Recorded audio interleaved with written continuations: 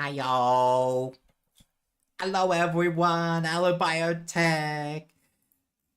Hello Cono, Shade, Clinton, Balian. Hello everyone. How are you guys?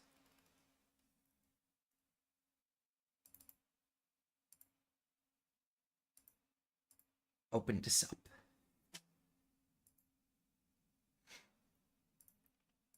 How are you all? Are you all doing the good? I thought I had music going. Where is my music going?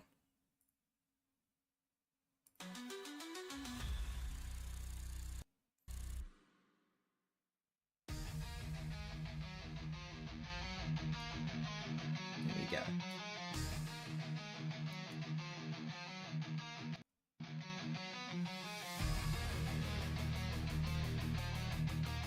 Okay. We have music. Was wondering for a moment if I'd have corn washing in the background today.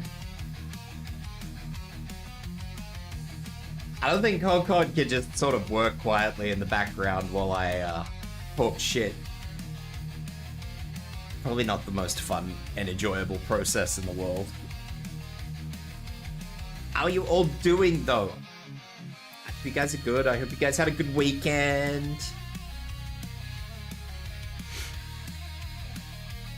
Hello Tibs, I've been writing Monster Hunter fanfic because a friend is paying me to. Because they're too lazy to do it themselves? What do you mean too lazy?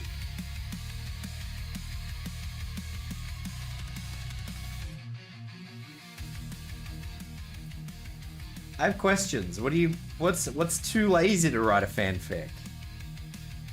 How'd your pulls go for that 6-star biotech, by the way? Did you get her? Did you even pull for it?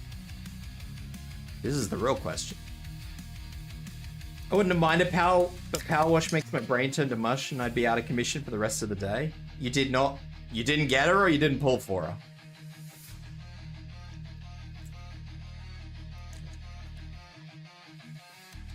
They wanted higher quality Monster Hunter than the AI would give them. You didn't get her. Did you particularly want her? She's only a Reaper.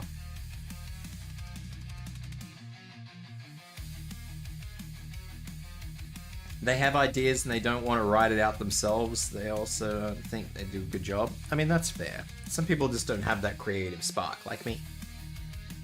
I don't have a very good creative spark.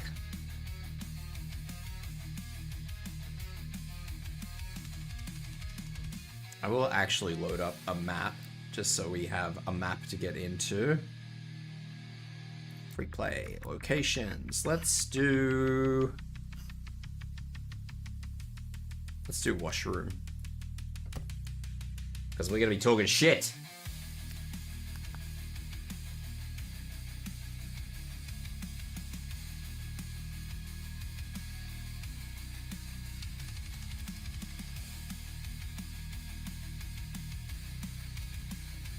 I used to be able to write. I used to be very creative, but not anymore. YouTube is taking a nosedive further into the dumpster. What has YouTube done today? I haven't heard anything about YouTube. What's YouTube doing? That's what we're here for. We're here to discuss these things. Why is YouTube in the dumpster? So now I'm getting 50 bucks to write Alma X their player. Jesus Christ, man. Fucking Alma. Because of course it's fucking Alma.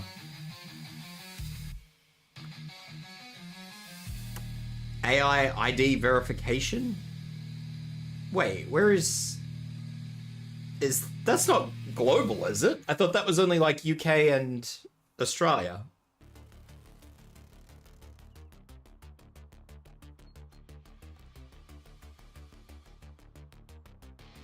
No? Am I going crazy?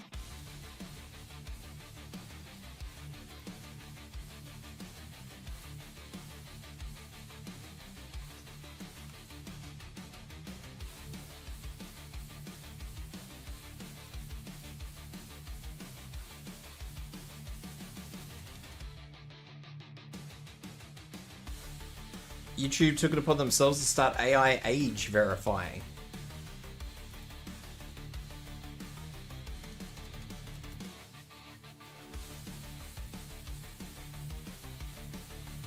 Interesting.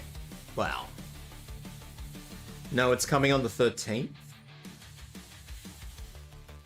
Let's have a look. Mashable. Alright.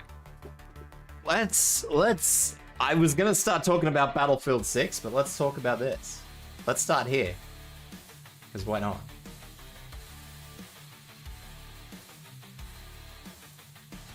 We always got to start somewhere, so let's start here.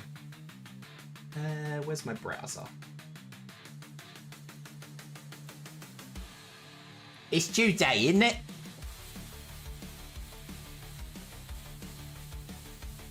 They put a warning out about it last week. I didn't see any warnings about it.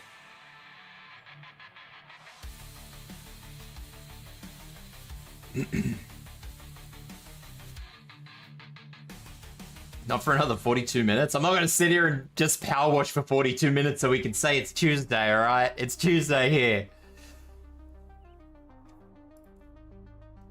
YouTube is finally officially rolling out its AI-assisted age verification next week to catch users who lie about their age.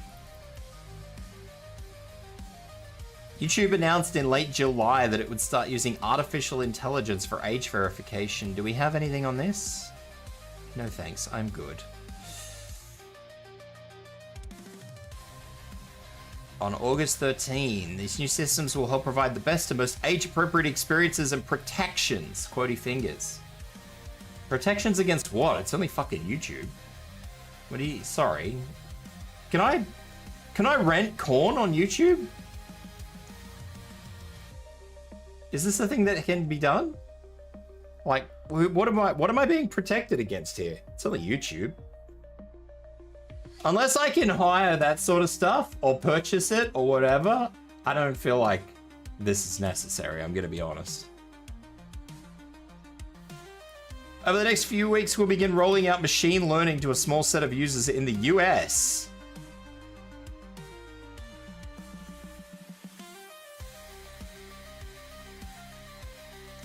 So the teens are teens are treated as teens and adults as adults. So what happens, hang on, wait a minute. What happens if you're somebody who looks particularly young? Like, I hate to stereotype people, but Asians by default tend to look particularly young a lot of the time. Like, I'm sure we've all in our lives seen an Asian that looks, you know, early teens. Until they're like 40. No? I mean, I have. I've seen fucking plenty of them. But, and I envy that, because I wish I looked... Actually, no, that's not true. I don't wish I looked that young. That would be so hard. Fuck that. That'd be bullshit. That'd be so unfair. Yeah, the Asian genes. You look young until you're like 60, and then you're suddenly an old lady. But yeah, what happens if you're just one of those, and I'm not saying it's exclusive to Asians, because I mean, I have seen Westerners look that way, but what happens if you are one of those people who just look childlike? Like, are you just fucked? Do you actually have to provide a government ID at that point in time? What's the criteria here? Like, YouTube doesn't deserve to have my ID. Like, what sort of safeguards is my ID going to be behind before, you know, somebody fucking yoinks it from the YouTube database?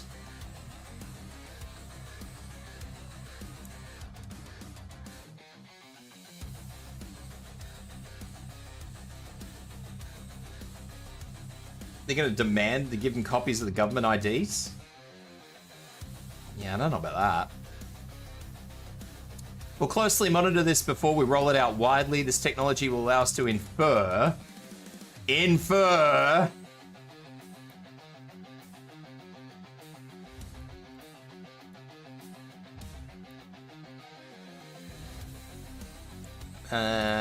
regardless of the birthday in the account, to deliver our age-appropriate product experiences and protections. We've used this approach in other markets for some time where it is working well.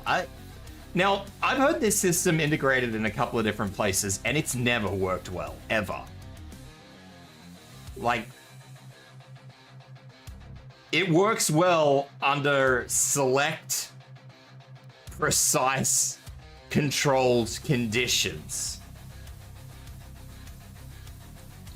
Like, all of these things that they say they try, they work really, really well under controlled conditions. And that's always how they test it, under controlled conditions.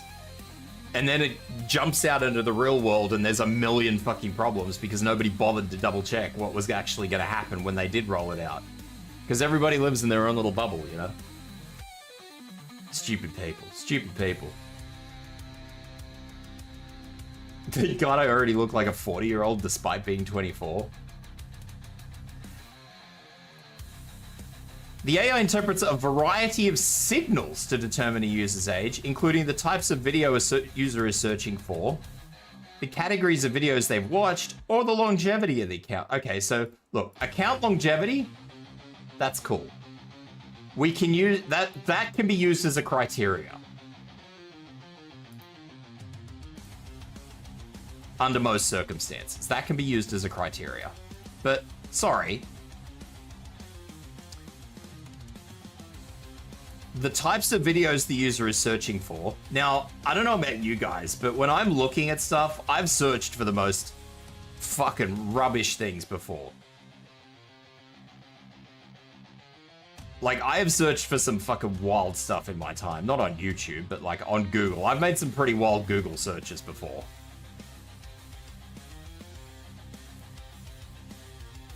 And I don't think that that would ever actually mean anything. The categories of videos they have watched. Who has gone on a YouTube deep dive and just ended up somewhere they never wanted to be? Like, okay, let's take this as an example, right? I have two YouTube accounts. I have two YouTube accounts. One is my personal one, and another one is my YouTube one. Now, my YouTube one is probably only 5 years old. Does that make me 5 years old? It's not, I don't even think it is 5 years old, because I had a lot of trouble when I was trying to make my YouTube account. Then I had to sort of delete it and remake it a couple of times, because YouTube was being wanky.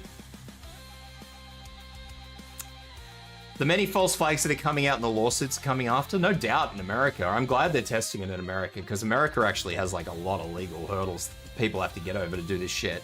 It's control in disguise. It is control in disguise, though. You are entirely correct.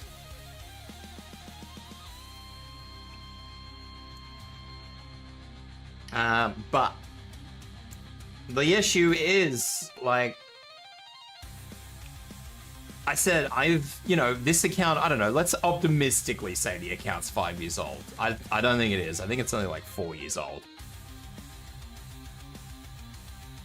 Now, how does that work for me? Like, I'm a VTuber, right? The whole purpose of being a VTuber is to, understandably, protect my identity. That's the point. The whole point. It's not the total point, but it is a big marketing point of being a VTuber.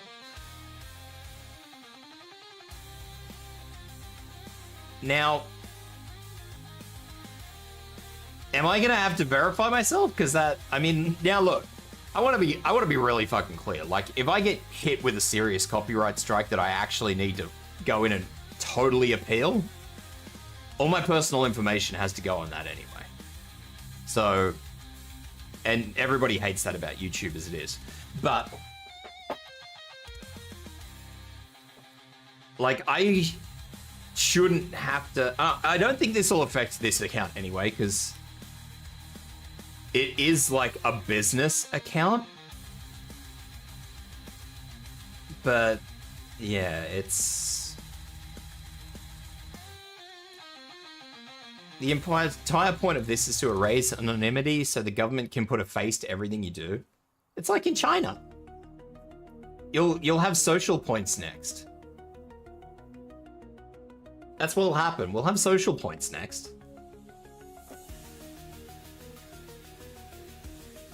I've seen some folks when I was still in school. There were people that were younger than me. They looked like they're in their 20s and 30s.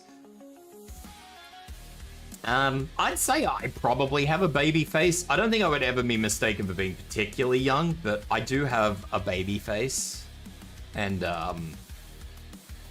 I think I could get away with being in my 20s, honestly. Maybe not so much anymore, but... Because I have actually started to age.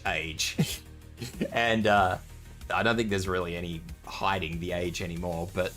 For a long time there, I could have gotten away for being younger than I was.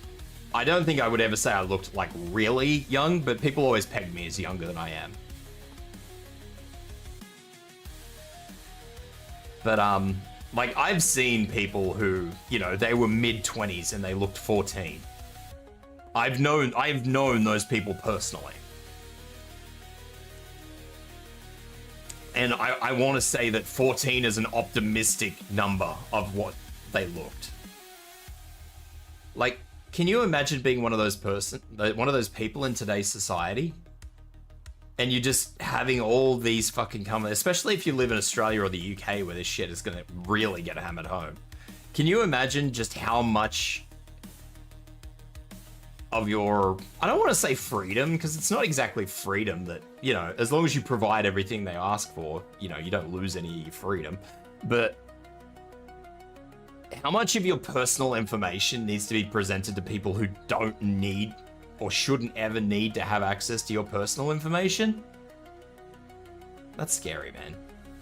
It's unfortunate. It's scary. It's fucking silly. YouTube wants to sell the data to profit off, not just censor it. Yeah, I believe that as well. I know this lady in her 30s who looks like a 4th grader, but she's married, has kids, she's a teacher, but looks like a fucking 12-year-old, and it scares me. Exactly, there's people like that. Like, I've seen people. And the funny thing is, the ones that I don't know them personally, so fucking, this is just me as an outsider looking in. I see these people, and they have like 4 fucking kids.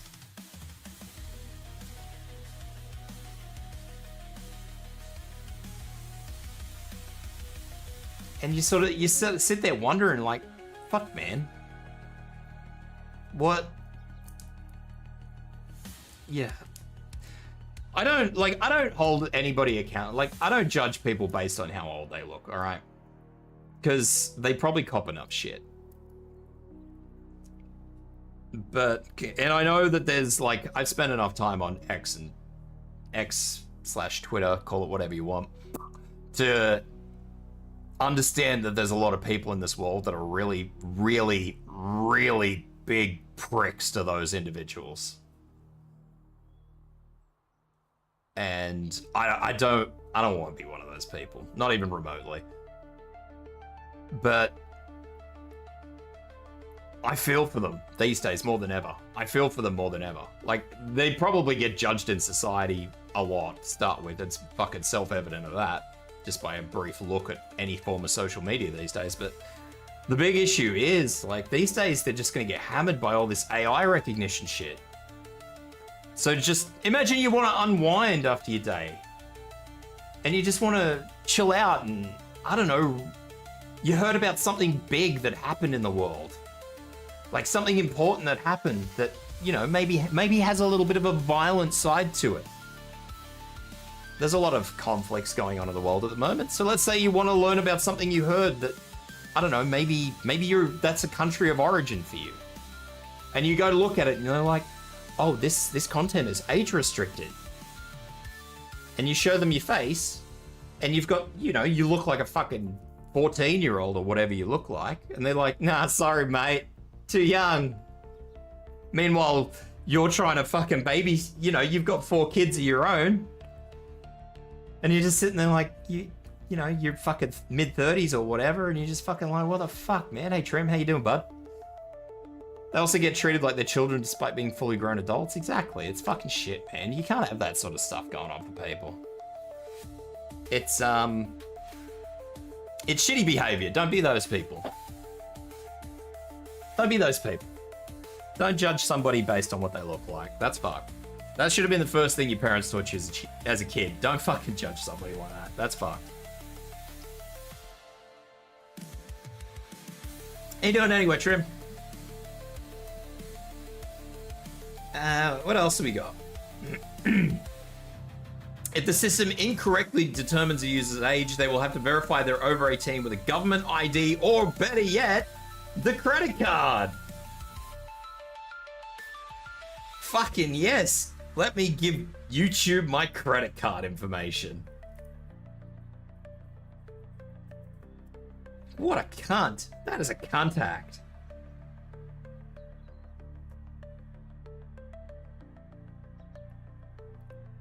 That is a fucking contact.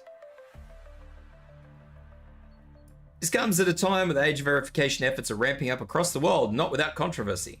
As widely reported, when the UK began requiring residents to verify their ages before watching Corn as part of the OSA, users immediately started using VPNs. That's probably what I'd do, Shade, if I'm honest. I would probably go and get a prepaid Visa card from somewhere. Give them the fucking prepaid Visa card and then just fucking spend the money on it, so it just is... It's just a redundant card by the time YouTube gets a hold of it.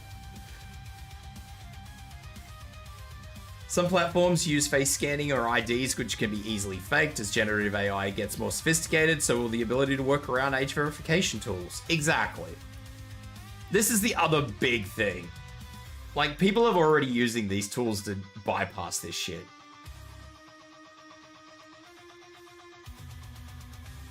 And it's just, it's ridiculous that anybody would think that this shit will work in this day and age. Like, has anybody ever, hang on. Has anybody ever seen that website, This Is Not a Real Person? This is not a real person. This person does not exist.com.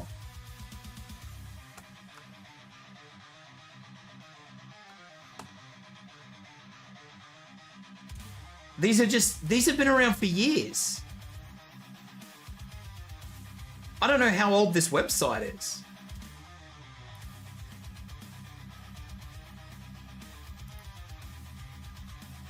Every refresh, just a new fucking person. And these are AI generated. These have been like this for years.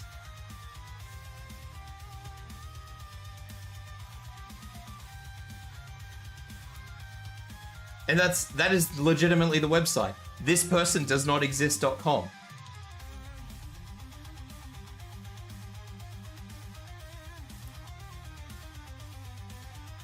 So, I mean, what are they hoping to accomplish with this? Like, this is legislation made by people who have no fucking clue what goes on the internet, honestly. I expected better from YouTube, honestly. I did. But, you know, what do you do?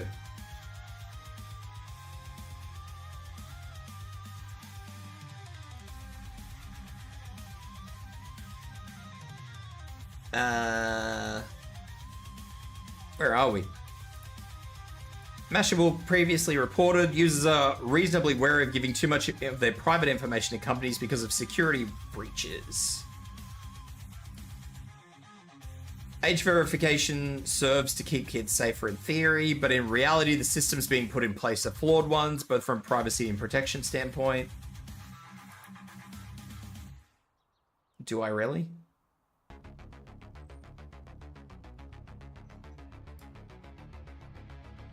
Samir Jain, Vice Presidency Non-Profit Center Democracy and Technology, said the age verification requirements raise serious privacy and freedom of expression concerns, including the potential to upend First Amendment protection of speech and the intent for everybody.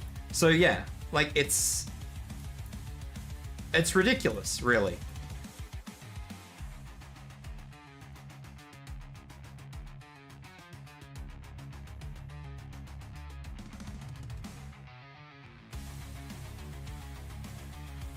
It's absolutely ridiculous. Aries the Gremlin, welcome in. How you doing? The British kids are using pics of Norman from Death Stranding 2 to bypass? Yeah. I mean, everybody heard about that the day they did it. It's wild. Honestly, it's wild. I hate to be that person, but like, MGS2 warned us about this. Movies and media and games have warned us about this shit for a long time, Balian.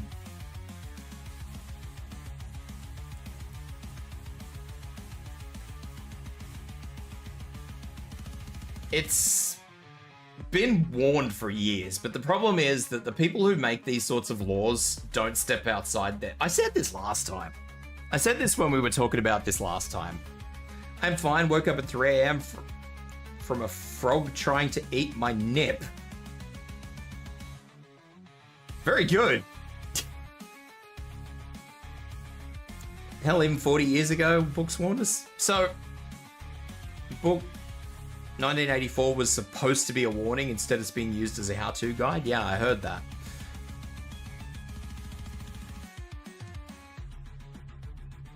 The problem is that, and I said this last time, but these sorts of laws are being made by people who don't even drive themselves to work. Like, somebody else drives them to work. They get chauffeured around. So, you know, they don't do their own shopping. They don't drive themselves to work. They have no human interaction with the world.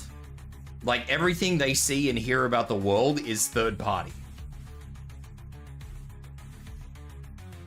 And then they make laws based on that third party information, which some other fucking maggot has told them, who probably also has this fucking screen fence in front of them. And it's just ridiculous.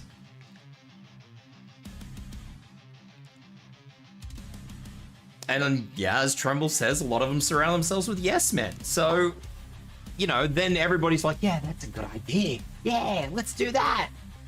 We gotta protect the kitties. Yeah, fuck everyone else. As Biotech said just a minute ago, yay, let's dox everyone. Let's make it easier for people to get people's credit cards information, or their passports, or their driver's licenses, or anything else. If my literacy wasn't as limited as it is, I probably would have read 1984, but dyslexia and brain damage. Ooh, nobody likes the Dane Bramage.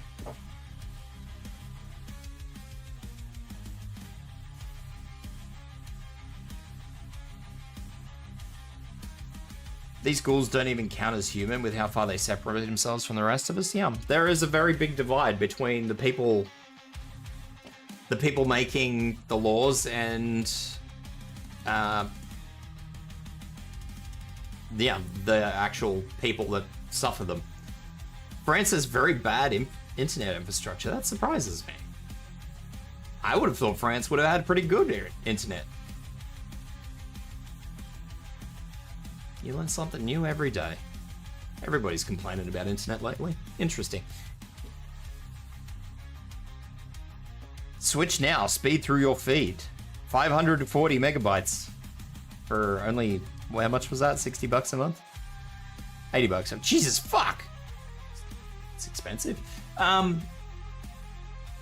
never even heard of Exetel. Squid bees. Hello, Pockety. How you doing? France has really shit one, but the neighbors, they don't see as poor a focus human anyway. I just don't think they realize who changes their fucking... I don't really think a lot of these people realize who, you know, even empties their garbage, honestly. Neighboring countries have good, though. Yeah, I'm surprised France doesn't have good, well, decent internet. I'd say good internet. Decent internet. But no, that's a big issue. And I feel like I'm happy that they're doing this in America first, because I suspect that if it flops in America, it'll just give up everywhere else. But I know why they're doing this. They're doing this because of what's happening in the UK and subsequently here in Australia, because they know, YouTube knows that they're going to have to change their system for the UK and Australia, right? To meet standards here and there. It's easier to run one system that covers everything than it is to run two systems that do two different things. I would get an opinion about it. Even there. Jesus Christ. I'm trying. I'm failing, but I'm trying. I would get an opinion about it even if I could contribute to society. Exactly. You always need a proper opinion from the proper people.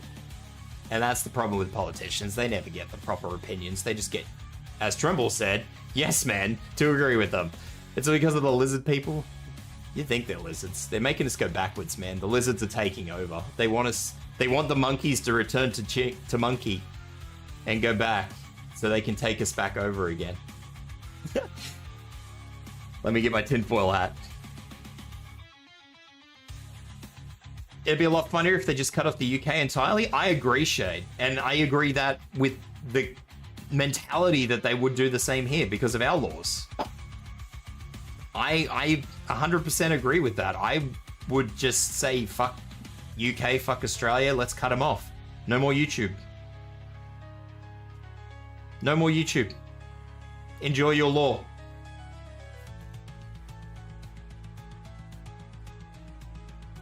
Yeah, no more Google services. Full stop. Bam.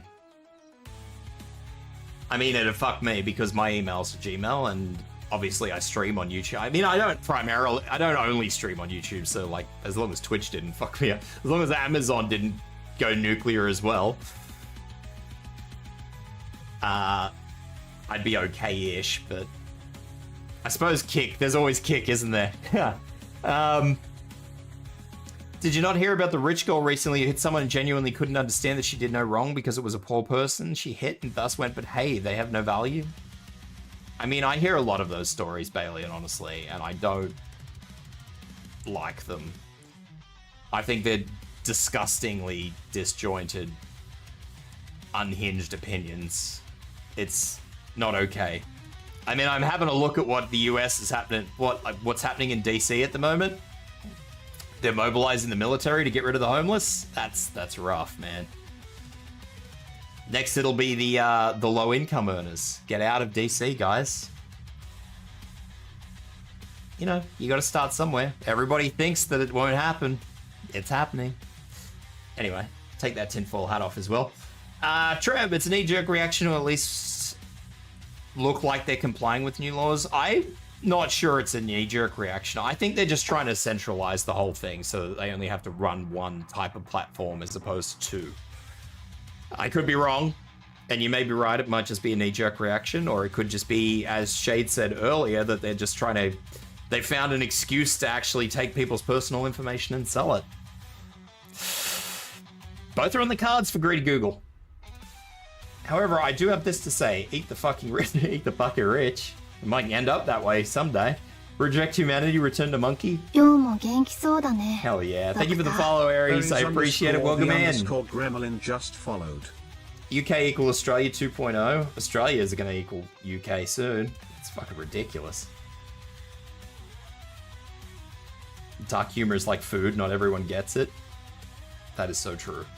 Google don't want to do that because they want that sweet, sweet data. Yeah, that's what I'm thinking. I think Shade might be more on the point with Google wanting to sell the money, like sell the information.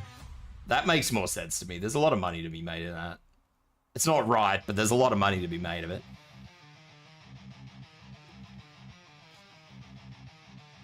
DC is a mess. Also, DC is a very unique legal situation in both the US and the world. UI is breaking BRB. Okay. I think that's a dangerous precipice to follow. Or cross. It's, you know, you want to clean up DC. Okay. Okay, let's start with the homeless. And then let's go... Oh, don't like that garbage worker. Don't like that garbage man. He's a bit dirty, stinks, sniffs a bit weird. Better get rid of him. See you later, bud.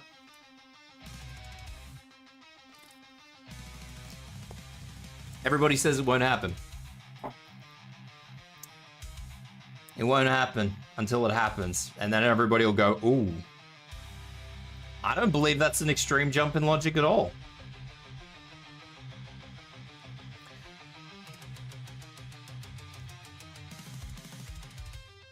I don't believe it's an extreme jump in logic at all. If you can just... Okay, look. Let me run through my train of logic here. You know me sipping my half-warm beer on a 12-hour car ride at 8 a.m.? Jesus Christ. Thank you for saying you're not driving. I appreciate that. So look, let me just run you through the logic, right? The rationale flowchart, as it were. People say they want to tidy it up, right? They want to make it like nice and pretty and upstanding and all the rest of it. So they say they're going to get rid of the homeless. They don't say where they're moving them to, but they want them out of the city. But they will inevitably provide some sort of shelter for the homeless. But they can't do that in DC.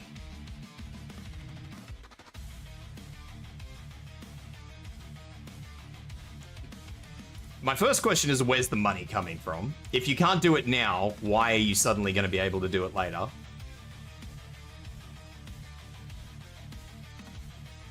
Where are you going to put a homeless person, Shade? I have a homeless bloke who runs around bus shelters here. Like, he's not supposed to be there either, but where the fuck are you going to put him?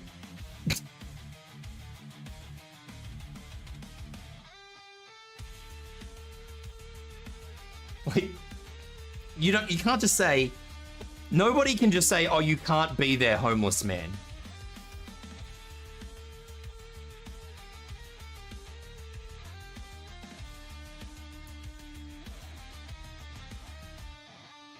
So removing crackheads from living outside of 7-Eleven means we possibly might remove a working class person that's not doing anything wrong or causing a problem? Is the homeless person doing anything wrong or causing a problem, aside just trying to survive?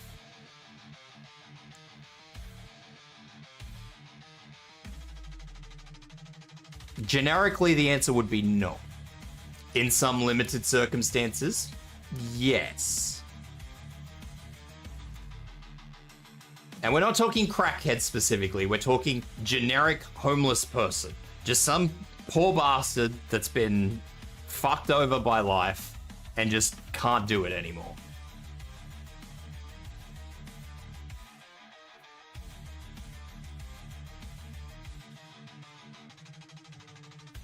That's, you know, we're not talking crackheads, we're talking just generic homeless people.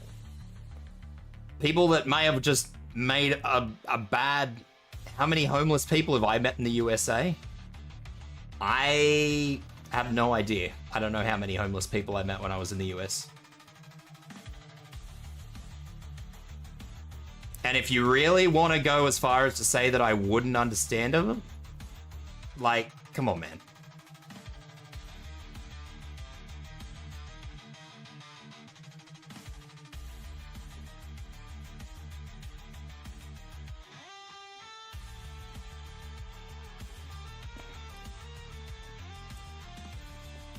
So you're just gonna... So let me get this straight. You're just gonna... Let's just run under the assumption that we are going to... We'll call them crackheads. We'll use the defining term crackheads here. So you're gonna upheave all these crackheads from DC and move them somewhere else where there will continue to be crackheads. Just migrate the problem somewhere else. We're not going to fix the problem. We're not going to address the problem. We're not going to do anything about it. We're just going to go, you can't be here, go be somewhere else. And then that community will suffer. So what happens if, I don't know where you live, Pockety. I'm not going to ask. I'm not going to ask you to divulge. What happens if your area is the area that they decide to plant these crackheads in?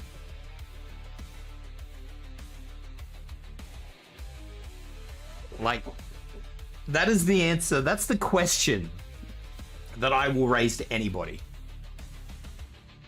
If you think it's okay to just upheave a whole community of people, regardless of whether they're homeless, crackheads, addicts, whatever you want to call them, what happens if your town is the one they decide to move them all to?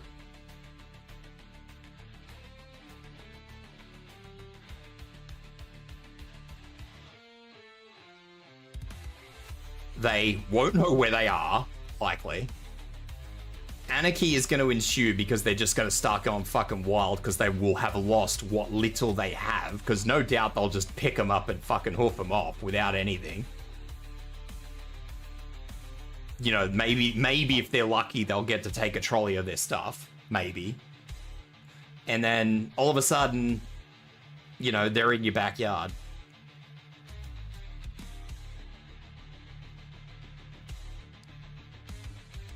Okay, look, Shade. If someone did it before you, that doesn't make it okay for you to do it. You set the standard.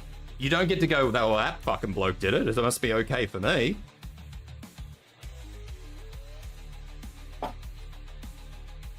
You know. If somebody else stabs somebody, does that mean you get to go and do it because he did it? No, that's not how the world works.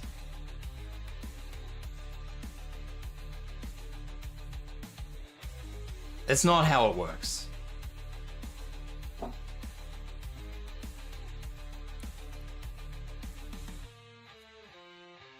Yeah, but that's the glorious part, Mr. Pockety. It's the President of the United States of America. You don't get a choice. You get to put up with what America president says you get to put up with. That's the glory of the system.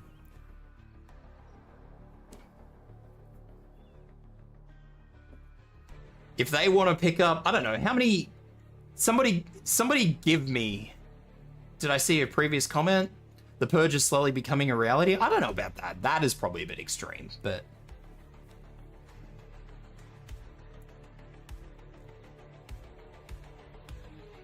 And how many homeless people do you think people are going to unalive before somebody has some sort of mental breakdown? Like, there's only so many innocent, technically, people you could unalive before somebody starts to ask questions. Like, I don't like talking about the US Second Amendment because I think it's garbage, and I think anybody outside of America thinks that it's garbage. But how many times do you hear in the news somebody's drunk offspring walks into their house, being a drunk offspring, and they unalive their own offspring thinking it's an invader? That's because, from our point of view, the rest of you are still slaves? Yeah, that's one of the many excuses I've heard. Never. I have heard it at least a dozen times, Pockety. How would, you know... And if people are on edge, how many more times do you think that's going to happen? Somebody's going to unalive somebody they probably shouldn't. Because they've got all this influx of homeless people or crackheads or whatever you want to call.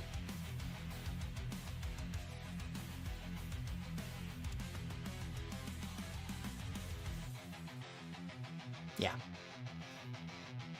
Nobody wants to talk about it because everybody likes to pretend it doesn't happen. Everybody else sees it.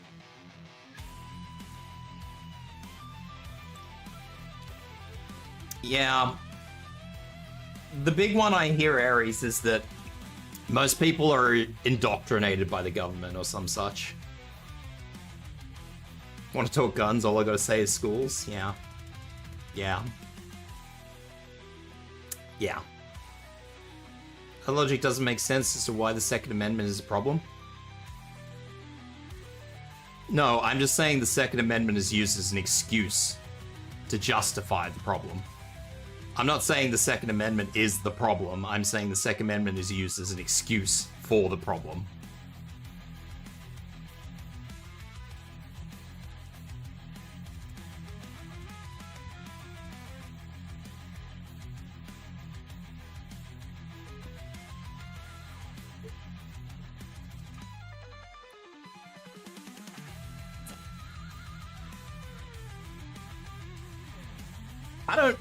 Honestly, Balian, I wouldn't say the current US government is blatantly evil. The US government's been questionable for a long time. But I'm not an American citizen, so I don't claim to know more than I've been told over the years. I'm Dutch, but I might move to Belgium because they're more accepting of LGBTQ and then... Really? I would have thought the Netherlands would have been really good. Interesting.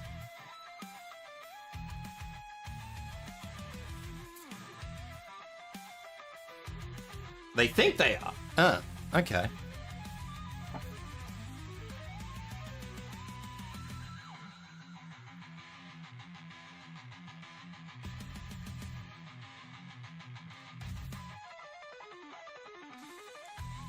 We have a Bible belt. Oh, okay. Interesting.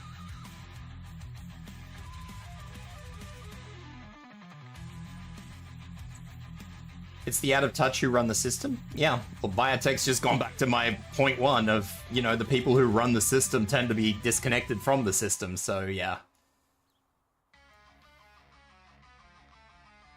I don't know if I'd go that far, Balian, honestly.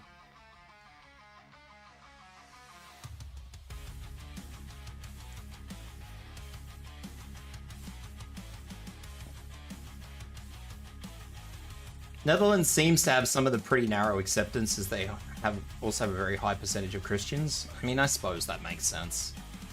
I really wish my chat would stop doing that. I don't know why it does that. Chat.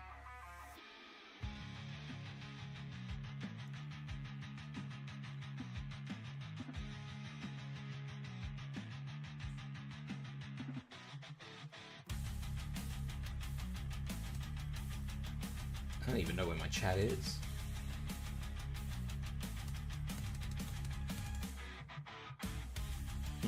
Anyway. Yeah, no, I've had some pretty choice things said to me about Americans defending the Second Amendment. A lot of them are a lot of them are things that you just shake your head at and walk away from, because there's just, you can't argue with it. My point is, if you look through time, it's only recent times at USA we've had these issues involving gun, and I honestly think it's because of mental health. That is a good point to make, Pockety. That, and you know what? I'd say that lines up with a lot of other things. Like, these days you hear a lot about, like, people just getting road rage and stuff like that. And I know a lot of people sort of look at that and they go, well, you know, what's that got to do with gun crime? How quickly do people get aggro in a car these days? How, like... I did a job previously. My previous job involved me to do a lot of driving. And I got to admit, over the course of the period I was doing that job, from when I started to when I finished, people were so fucking angry by the time I'd finished. And Pockety probably has a good point there, is that there's a lot of mental health stuff, and there's a lot of, not even mental health, just stress and stuff like that. A lot of people on the edge. And I think that antagonizes any issues that may have been not around before.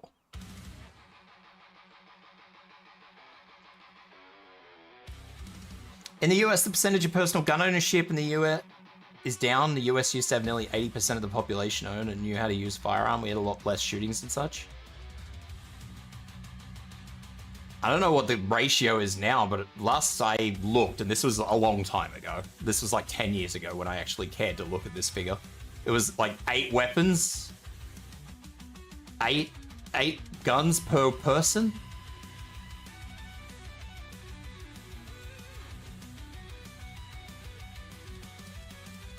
Some fucking wild statistic. Live in Penny. I live in Florida.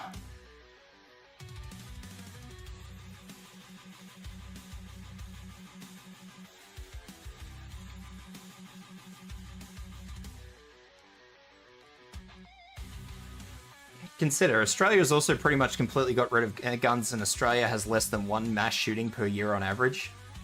Where America averages almost 1 a week. It is 1 a week, yeah. That is a true point. So our last mass one. Oh, nobody's. Thank you for the head pats, Kendra. Nobody's gonna like what I'm about to say, but that's all right. I'm here to upset people, I guess. Our last mass shooting was actually put down to a group who had ties in America. Unfortunately, several police officers lost their lives in that exchange, who were just trying to do their fucking jobs, no less.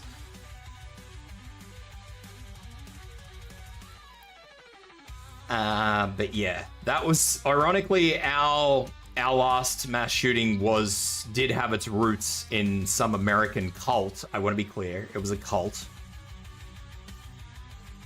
Still is, I believe, a cult. I don't think anything was actually done about it. But yeah, that was what our last one was down to.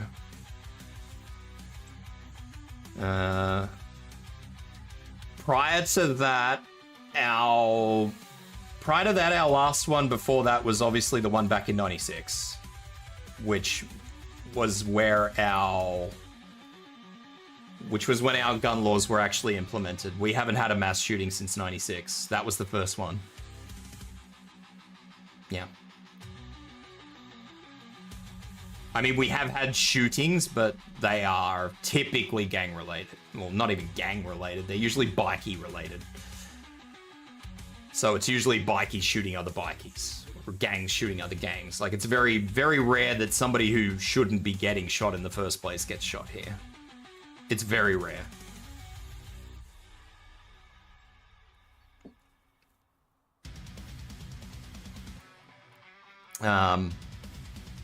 The amendment that allowed gun ownership said to write ban, not own, if they were part of government-organized civilian militia. If you look at the shootings in the US, much genocides, suicides, it's always the damn Americans. That's historically and factually false. The Netherlands, teens with knives is now a big problem. Honestly, it doesn't surprise me. Yeah. People who yell about gun safely don't even realize there are gun laws. The mentally unstable who use them in status. Yeah. It's, I don't know. See, it's funny you guys mention this because I do actually have firearm license here in Australia. I myself do have firearms. And I don't have too many issues with how Australia deals with its guns, like its gun licenses and laws and regulations. There are certain aspects of the process that bother me though. So just as an example, for like when we apply for a firearms license here in Australia, I have to say what I want to use that weapon for. So whether I want target shooting, hunting, etc., etc. Now, if I say I just want to do hunting with a rifle, I will stick with rifle because we can only have rifles. We can't have handguns without a good reason. So I will stick with rifle for the most part.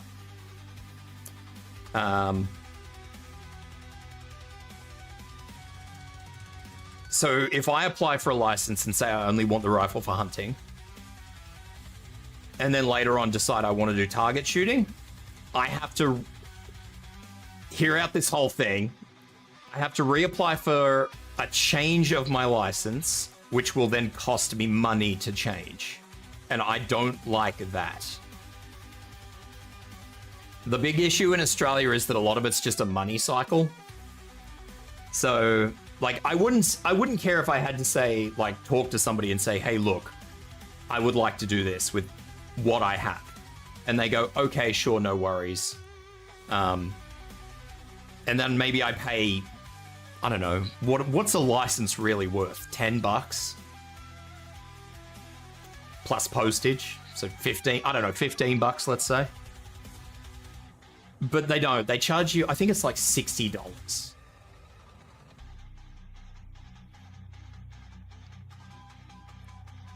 Well, see, the thing is here, Shade, when they say hunting, you're expected to be, it's pest control, so you're expected to be using it all the time.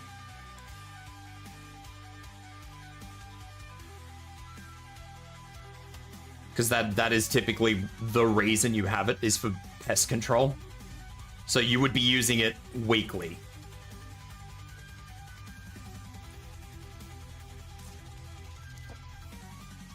It's one of the small fine print caveats. So yeah, that is the issue I have with Australia's laws, is that anything you forget on your license. So let's say we have ow, thank you for the hydrate. We have different weapon categories for rifles and stuff. So like centerfire, rimfire, shotguns. We do have pistol. I think we have six different license types. So if you apply for one type of license, and then like let's say you apply for a rimfire license, and then you want to change your thing to get a centerfire license, you again have to reapply for the license. I mean, you still have your license. You don't have to go through the whole process, but you have to reapply to get a new license, which has that modification on it, which costs you money. And I don't agree with constantly having to cycle money if I might maybe have forgotten something. I think that's silly. You know, I don't mind our process as a whole. Like, you have to go through... Let me get this hydrate out of the way.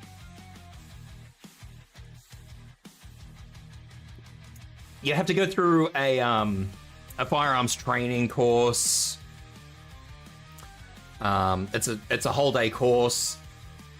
You used to have to go and actually shoot. Like, you actually had to do a live fire training course. You don't have to do those anymore.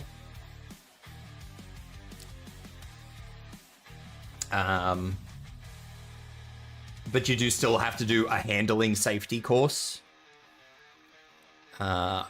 which is both written and practical. So you need to know, what is it? You need to know, I only did it like 6 months ago.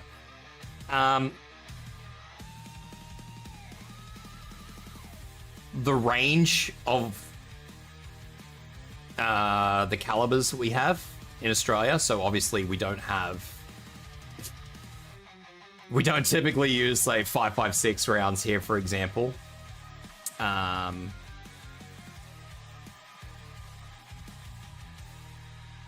We do have 308s. We do have buckshot. We do have all that sort of stuff. I'll do a little bit of cleaning and then I'll pick this back up because I don't know if you guys on... I mean, I'm sure if you see the chat, you guys on YouTube, you definitely do see ads. Hang on, why has Connor got ads? I thought you subbed to me, Con. Can you even own an AR? You cannot, no. You cannot own any semi-automatic rifle.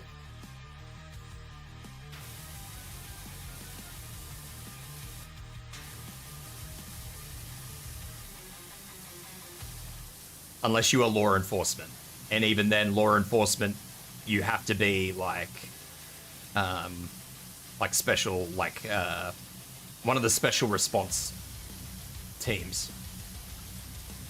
And even then, I don't believe they can hold their own weapons. I believe the weapons need to be kept at whatever dispatch center they have.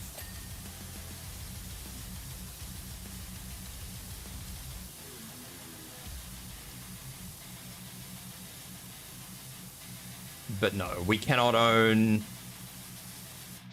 any semi-automatic rifle.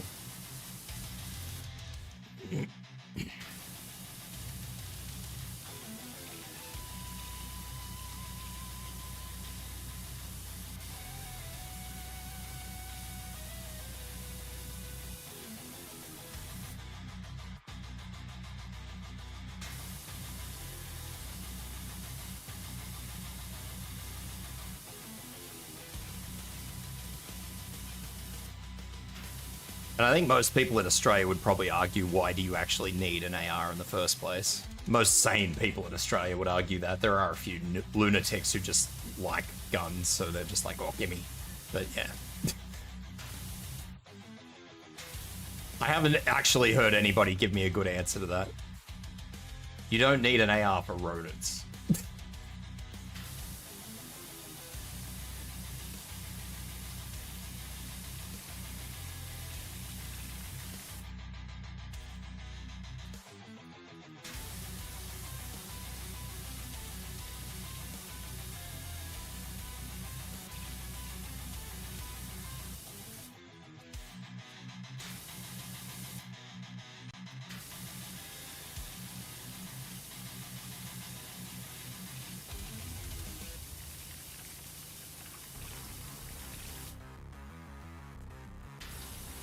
Alright, we have ads back.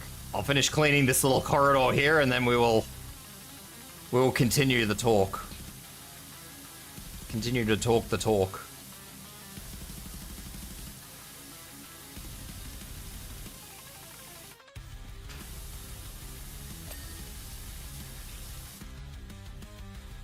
Your stream isn't... Oh. Yeah, okay. Thanks, Shade.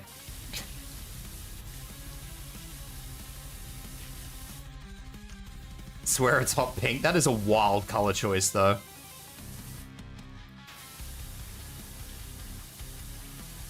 I forgot I still had that window up.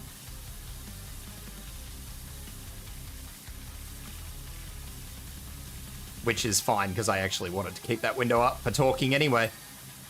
Alright. Sorry I'm late. I was having a crying mode. Oh no, that's not good. Crying mode is no bueno.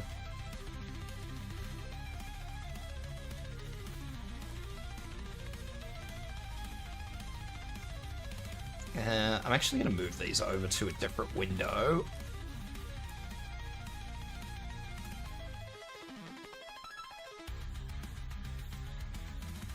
Close that real quick, and then we will swap that over to yes, that. Oh.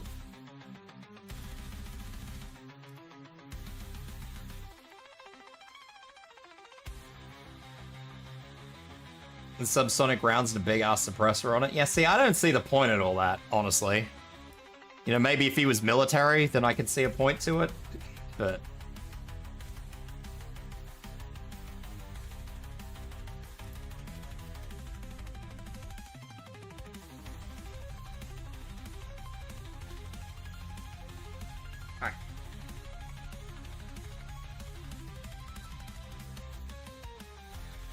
Alright, let's go back through all what I missed on YouTube. What did I... Oh no, hang on, before I do that. Yes, so... Hang on, let me...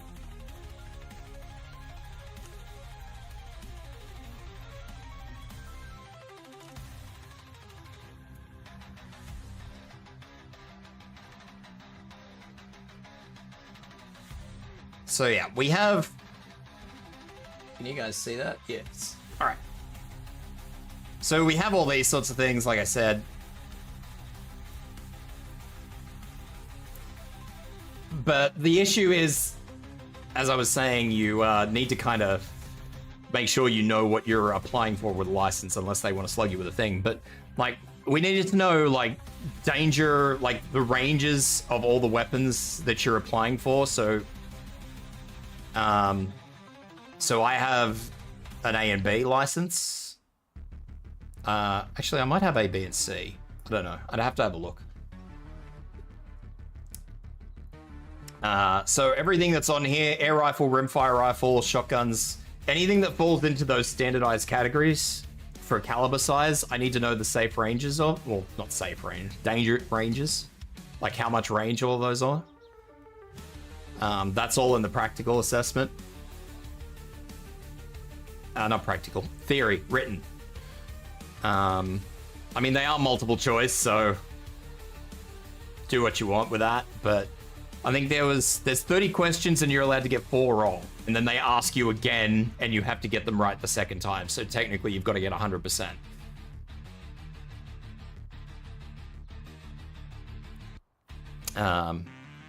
Yeah, you've got to get 100% at the end of the day. If you get more than 4 wrong, you're just tossed out, that's it.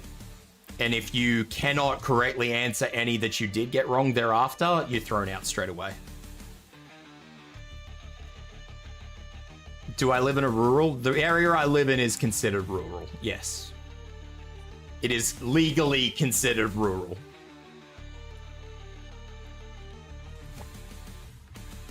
Or legally? I don't know, that's technically, let's say technically considered rural.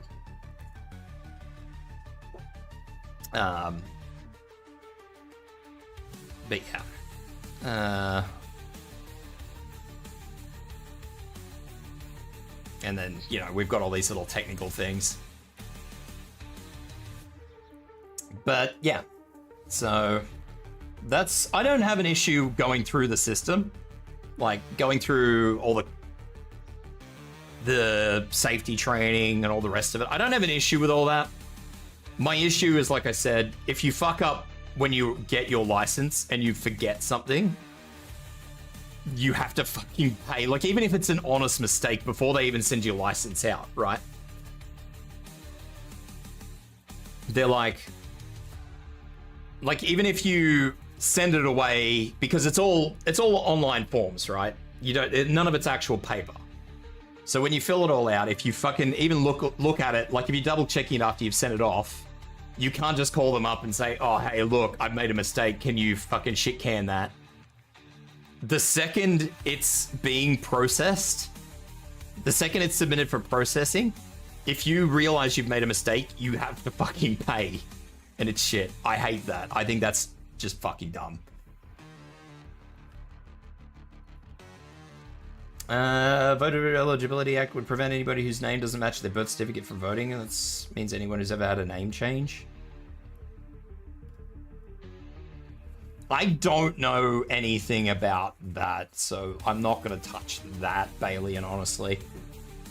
That is something I have no at all concept of. It's brand new. It's not something that I know anything about. It's not something I looked into. So I'm not going to touch that.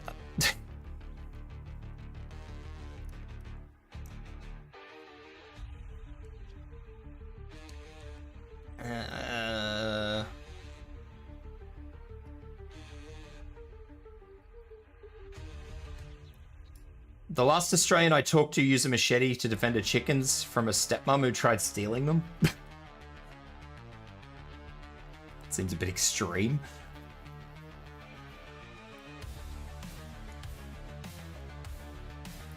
Also has a license for concealed carry, and I don't know what it's called, but a license to work as armed security. Ah, see, that makes a little bit more sense then. Maybe. Depends on what sort of armed security work he's doing, I guess.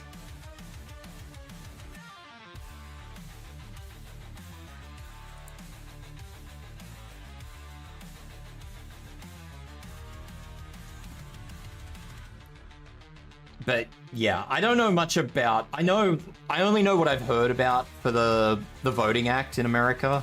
I know what they're supposed to be trying to accomplish, but I don't know anything about the actual wording of the bill or anything like that. And I not to be rude or anything, but it wasn't something I was going to particularly involve myself in. It wasn't something... See, I kind of needed to learn a little bit about the 2A because I've been antagonized, I guess is the word I would use, by a lot of Americans over, you know, Australia's gun laws. So I've kind of needed to learn a little bit about it to sort of... I don't know, have some semblance of conversation. But, I don't know. I will say, the only thing I can say, Balian, is that I think America's voting system is really weird. Just coming from what I've been told about it versus what I have to do when I vote, for example, I think America's voting system is very strange. I think that there's a lot wrong with it, just from what I've been told.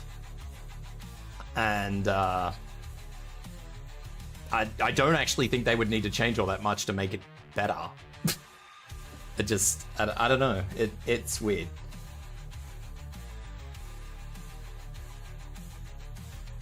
A sword with a wiggly blade? Wiggle, wiggle, wiggle. Yeah, no, we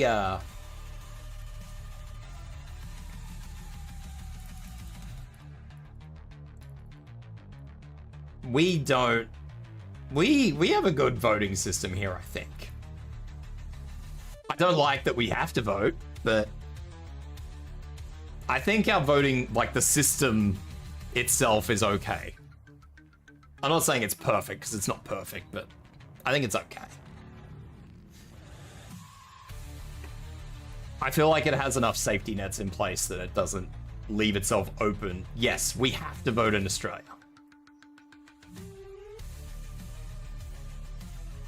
I believe the fine in my state, it varies state by state, so hang on.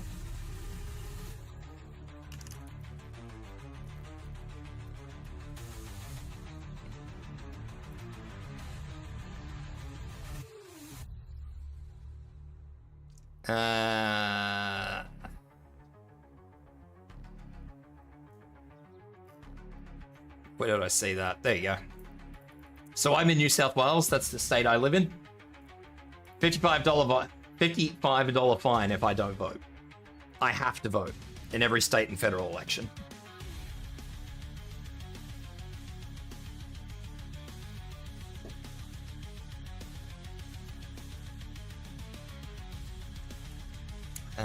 So yeah, you got to go in. You've got to get your name marked off the list. You don't. So I want to be really clear. I want to clarify the first thing that goes through people's heads. I just have to show up and get my name marked off. What I do with the bit of paper after they give it to me, completely irrelevant. I can draw a big fucking dick on that bit of paper, put it in the box, and walk out. It doesn't matter. But yeah, I have to show up and get my name marked off. That is the rule. I have to show up, I guess, is the best way to say it.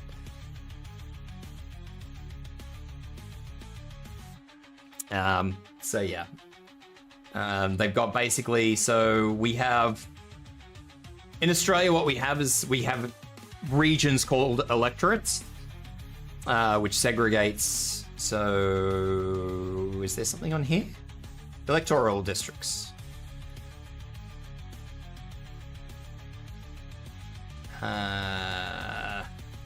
Is this going to show me anything? Oh.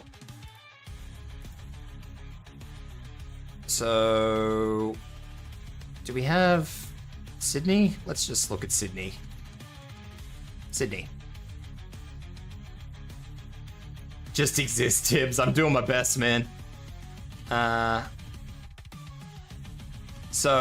Okay. So here's Sydney. Let me see if I can scroll back down a little bit. So this section of Sydney, this isn't all of Sydney, by the way. Sydney is like all of this. But this particular section of Sydney is what is called an electorate. And the whole area around here would be fractured into different electorates. So I would say, you know, like up here from Watson's Bay down to, I don't know, let's just, because I'm not going to bother looking. From, let's say, Watson's Bay down here to La Perouse, which you can't see, there you go. La Perouse, that's probably another electorate, which sort of borders along the edge here. So you can, how it works is you've got to go to a voting center in here, and they'll have a list of people in that electorate, and your name gets marked off. Like you tell them your name, you give them some ID, you get your name marked off, you walk out, and you avoid your fine. That's all you got to do. Or if you really want, you can vote, but you have to actually show up at the very least. So yeah, a little bit of fun fact about how we have to function here in Australia.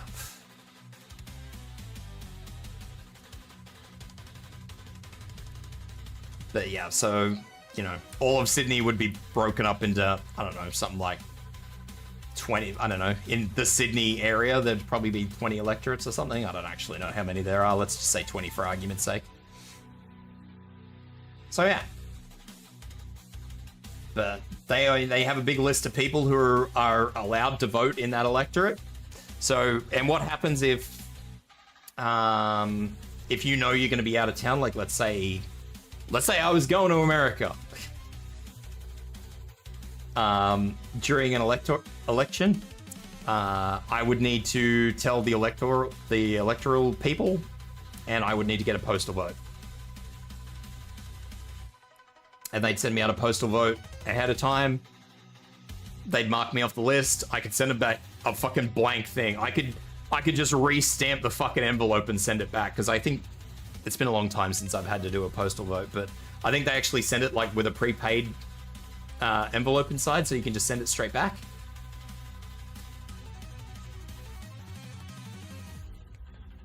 And so I just take it out of the envelope, put it in the next envelope. I wouldn't even have to sign anything. I don't have to put my name on anything. I don't have to fucking even vote. I just put it back in the envelope and send it back to them. Sweet as.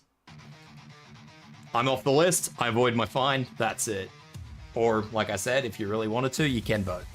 But no, you have to actually have your name marked off the list.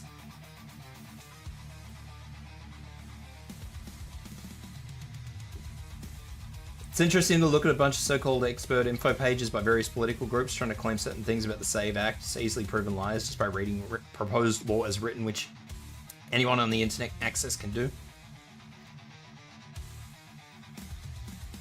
State-sponsored toilet paper, pretty much. I've seen some, although the way our voting forms are written, it's pretty funny, because I've seen, like, people have written kebab orders on them and stuff like that. They've drawn new boxes in to vote for, like, Mickey Mouse and stuff. It's kind of funny. I do get a laugh seeing them every time we have an election, because people just don't care here. Like I said, people show up because they have to. The Dutch system is simple. To decide who gets parliament seats is 150 total votes. Amount of seat one vote is worth, so total votes divided by 150 equals voters needed for every seat. Ours changes by region, so like this, let's just keep going with this one. This is like a, I don't think there's a lot of people that actually live in this section of Sydney. I could be wrong, but I'm fairly confident that this is mostly business. But like, if you, I don't know, if you were to come out here west, where there's like only people and not much business infrastructure, they, as I said, they have a list of how many people are in that area. They'd have a census of how many people live in that area, how many registered voters there are, and it's just straight up, I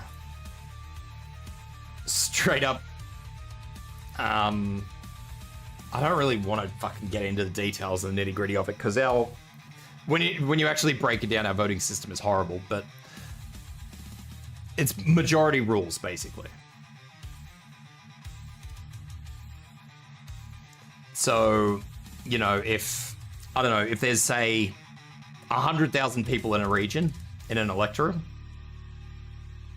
and 50,001 people have voted for, I don't know, let's pick Labour, because that's one of our two major parties.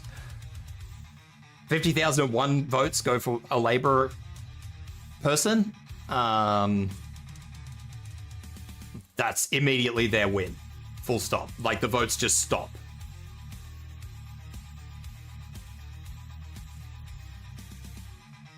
And then if it's a federal election, they count up all the electorates over the country, and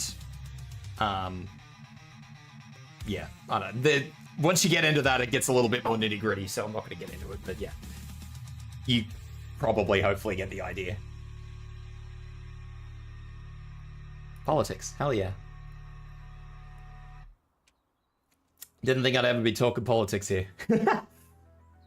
5 votes go to McCuntyface. I think somebody in a little town in Australia once got enough people to vote for some fucking weird thing. I think like a whole bunch of people were just so disinterested, the little community got together and actually voted in somebody who didn't exist. Alaska adopted ranked voting recently, and they didn't explain how it all worked, just told them to vote. Funny as fuck.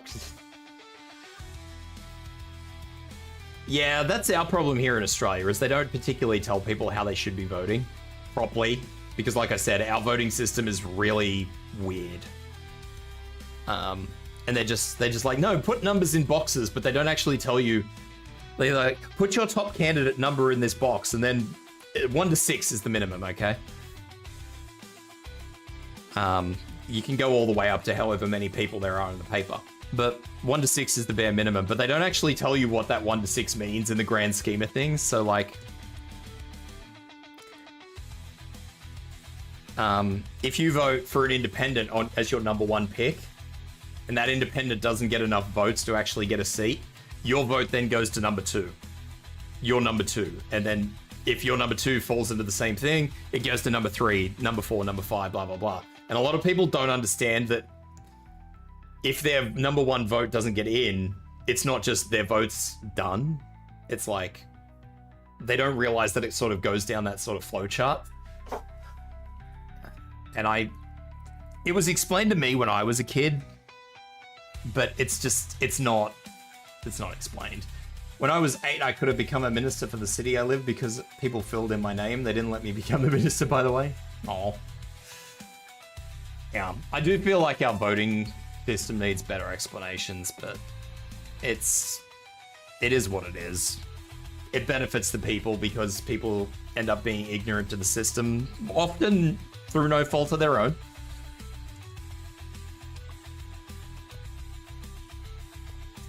Often through no fault of their own, but yeah, ignorance is not always bliss. Anyway, let's talk about some Battlefield. Let's talk about games. Let's not talk about politics anymore. We've talked about politics for an hour. Someone writes Dickens cider on the voting ballot. There was this image going around where someone wrote a whole fucking kebab order on the piece of paper because it looks like a kebab thing. I mean, you guys probably wouldn't understand it because it's, I think it might be an exclusively Australian thing. Maybe people from the UK might get it, but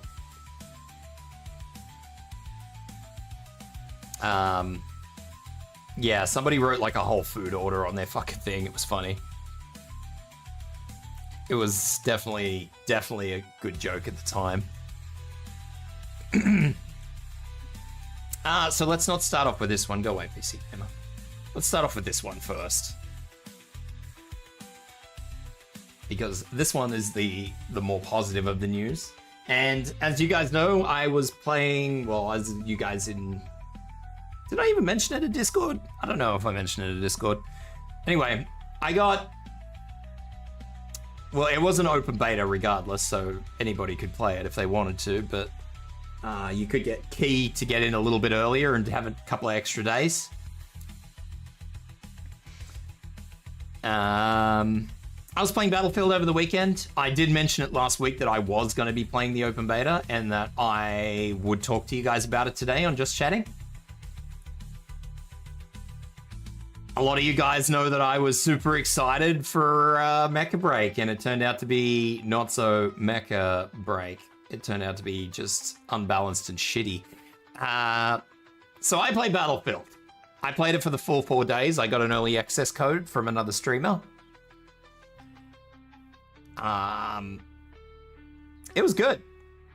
I haven't played Battlefield since Battlefield 4.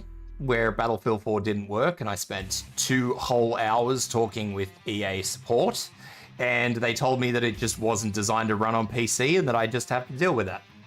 That is the summarized version of the story, because I'm not giving you 2 hours of exchange and I don't remember it at this point in time, because Battlefield 4 came out a long time ago.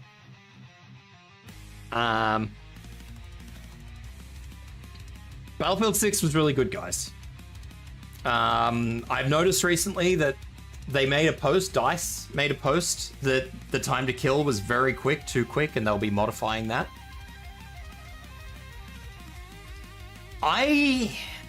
This is going to be a contentious point. I didn't mind it. Yes, the time to kill was very quick. So a lot of weapons do 20 damage. Like, it actually gives you numbers. Fucking bless this game, let me tell you. This game gives you numbers, guys. Numbers. Not just a damage line that arbitrarily means nothing. It gives me numbers to work with so I can actually talk about things. People have 100 health, right? Everybody has 100 health. Doesn't matter what class you play. Most weapons do around 20 damage. Some do more, some do less. Sniper rifles do substantially more.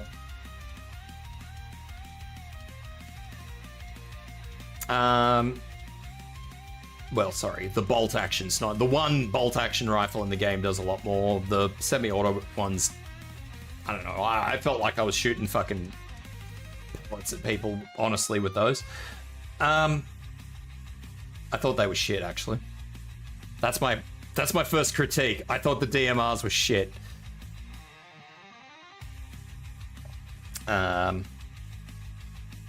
So most numbers are around 20, so that's 5 shots to kill.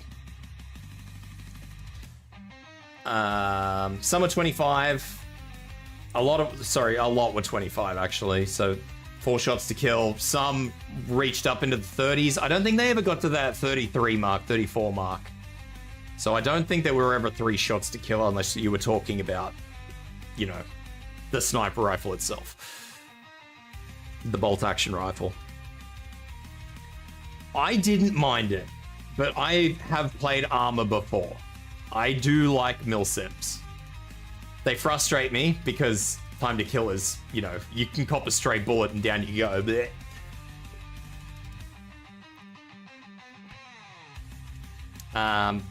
But yes, I was okay with the time to kill. Do I think the problem is that when we're talking about numbers like that, like let's say a person, I'm assuming a person has 100 health. From what I saw, a person has 100 health. You've got a weapon that does 25 damage, let's say. Because I'm pretty sure the starting assault rifle does 25 damage. That's 4 shots to kill someone. What are you going to do there? If somebody has 100 damage, what are you going to do? Like, okay, we drop it 5 points. So that's 5 shots. That's still a very quick time to kill, isn't it? Like, 1 more shot and a fucking rifle that spits out, what? 700 rounds per minute?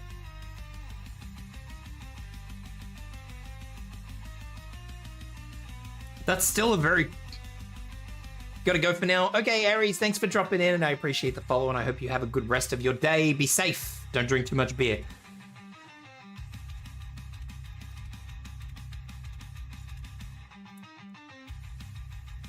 Now, yeah, what really can you do? If you're 100% and fresh, that's fine, I guess. I mean, I suppose you could just say soak damage. Like maybe it soaks a shot or something. I don't know. Anyway, the time to kill is ridiculous in that respect, I guess, when you think about it in those sort of metrics, I guess is the best way to put it. But like reducing weapon damage is at best going to give you 1 less shot, which is not an optimistic thing. Like they're going to have to, if they want to reduce time to kill,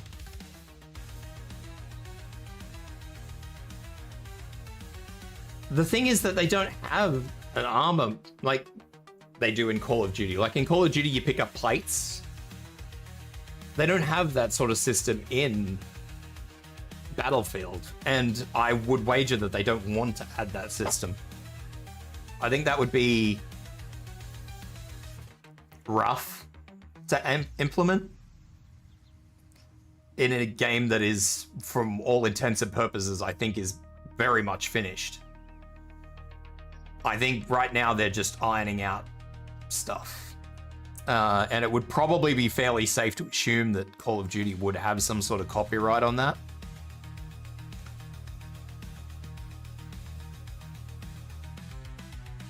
I know that's stupid to think, but Nintendo has been playing that game for a long time.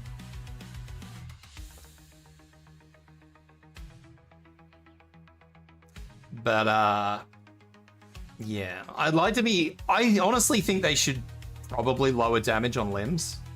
I found that shots on limbs tended to not really be as small as it probably should be. I'm in a cabin for 13 days and now I'm crying. Wait.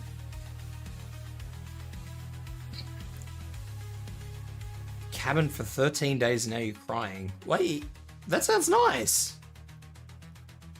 Sounds quiet. Sounds great. I wish I could get away to a cabin and just leave everything behind for 2 weeks.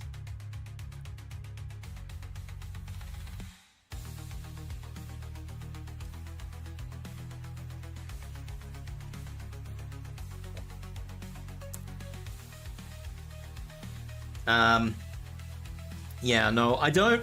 If they do reduce the weapons damage, I hope they only do it marginally. Like, I hope they do it to the point where it's literally the difference between one shot. Because I actually did enjoy the quick time to kill. If it was a little slower, like if it was like one shot slower, it'd be nice. The note that says, don't feed the bears because they seen bears on the porch. I mean, that's good advice. Definitely don't feed the bear.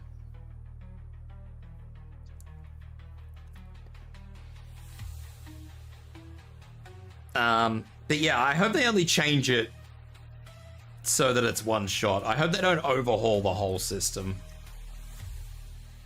I mean, maybe the only thing I could really think of is in the sense of like body armor is that would be an easy, simple way to sort of fix the problem, question mark. Would just be to add like generic armor instead of having plates. Because I think if they do that, it's going to slow the game right down, and then it's just going to be drab. Because I think Battlefield's onto something at the moment.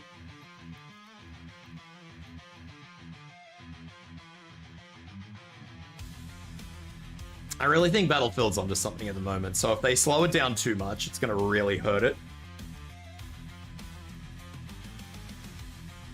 But that's my take on that particular facet of the game. That was one of my complaints.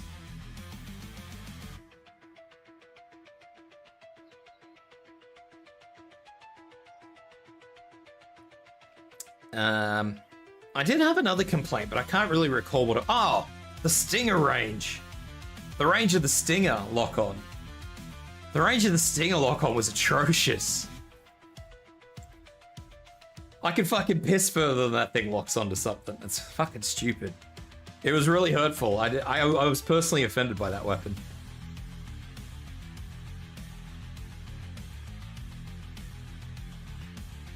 So what was happening... Because I did a lot of Conquest. I did heaps of Conquest.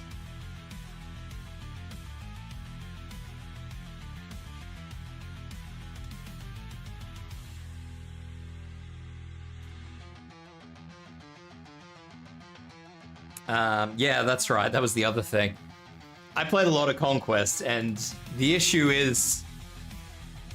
So, there's two types of pilots. There's the panic pilot and there's the experienced pilot, right? It doesn't matter how good or bad they are. Those are the two types of pilots. So there's the pilot that'll dump the flares the second you get a lock on and they start hearing the beeping. Or there's the pilot who will shoot the flares after they get, like, the angry beeping, which is after the missile's been fired. If you get somebody who fires the flares off as soon as they get the initial warning, by the time you've tossed the fucking Stinger, because it's a disposable Stinger, you fucking yeet the whole thing on the ground and pull out a new one and then reacquire a lock. The aircraft's gone. And by the time it swings around and comes back again, it has flares again. And I'm not going to ever tell you that that's a flare problem, because I don't believe that that's a flare problem. Because they have a long time for those flares to cycle. An uncomfortably long time, I would add. That's the problem with the Stinger. The Stinger just doesn't have enough lock-on range. And the other issue is that even after you get a second lock, there are times where if the aircraft in particular, this is especially true with helicopters, after you launch the Stinger, it can sometimes decide that I still like that flare more. And it'll just hook itself over to one of the flares that are still falling. So it's not like once the flares are gone, they're gone. They still actually count as being there. Which is fine, but Yeah, I don't know. It's like there's a lot of protections in place for aircraft already. So I do think that the Stinger needs, I don't know what the range is on the lock-on because I don't get a range display. But whatever it is, it probably needs to be another couple of 100 meters longer. Probably another 500 meters at best guess. I don't know. I'm not good with ranges, so I don't actually know how far it is. But it needs another couple of 100 meters. I know nothing about bears and how to protect yourself from bears. We don't have bears here, Sunghoon. I know very little about bears. If it's brown, lie down. If it's black, fight back. If it's white, good night. That's what I know.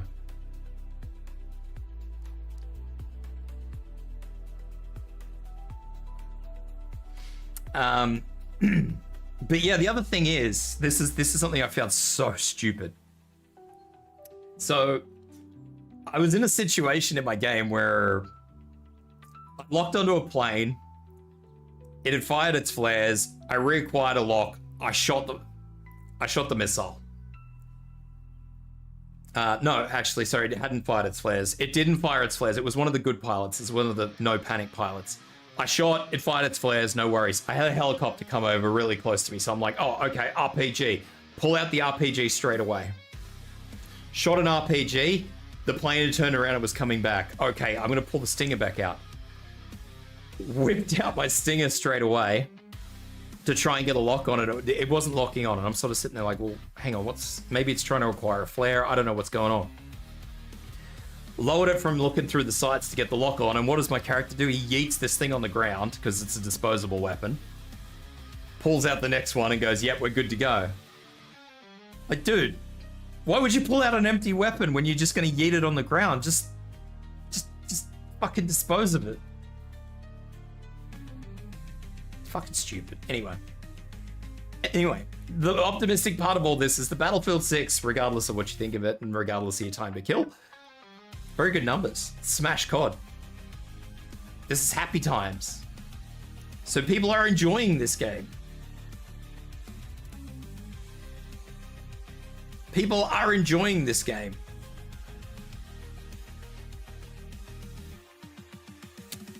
And let's just be clear, it surpasses every Call of Duty ever in player count. For a beta. Not even the whole game, a beta. Now, I want to stress this. I haven't found any information on this. I didn't pull up sources or anything because I wasn't going to I wasn't really going to hang on this. But I've been told by a couple of different sources now that Activision believes that Call of Duty is too big to fail. They have 3 COD games in development at the moment. 3.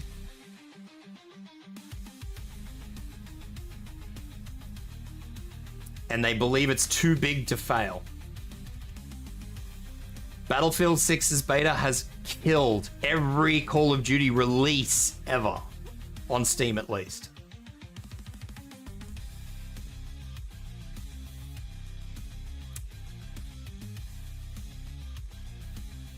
That is amazing. And if I was Activision, I'd be fucking pissing my pants.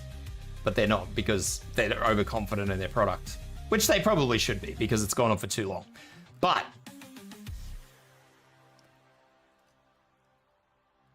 the big thing is that Battlefield with this beta has obviously done something very right. Now, it could just be that it is an open beta and everybody and his dog just decided, you know what, I'm going to jump on that. Okay, that's fine. I'm getting some very sus Temu ads on the side here. But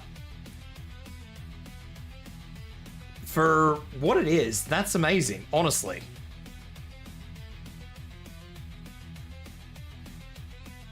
And I think that's really, really good.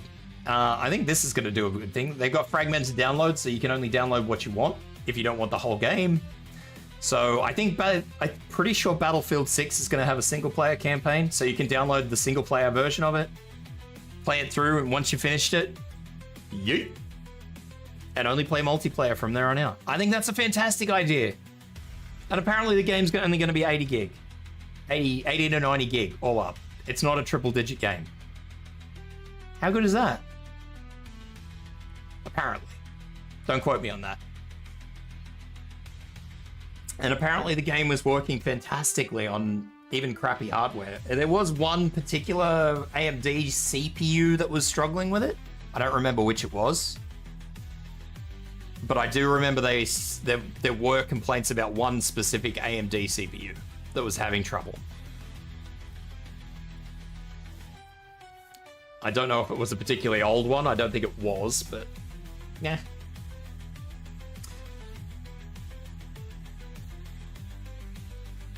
'18th in all-time player count for Steam games. That's fucking huge for an all-time player count. For a beta.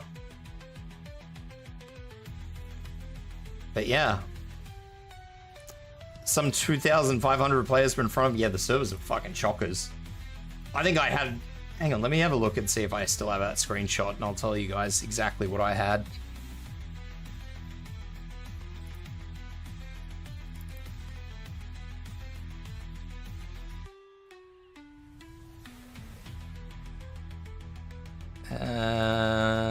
That is one of them.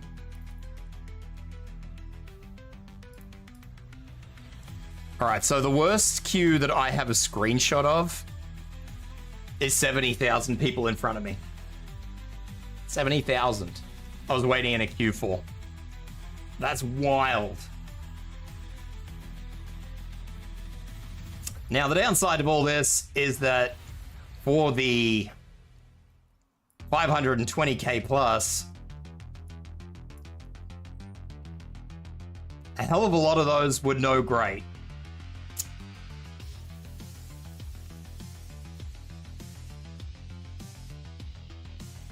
There are a lot of fucking cheaters.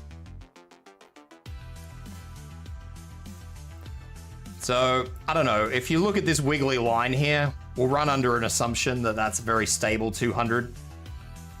I mean, I could go off this peak, but we'll go off what appears to be an average of 200,000. So we've got 200,000 around the clock, say 3 different time zones, thereabouts.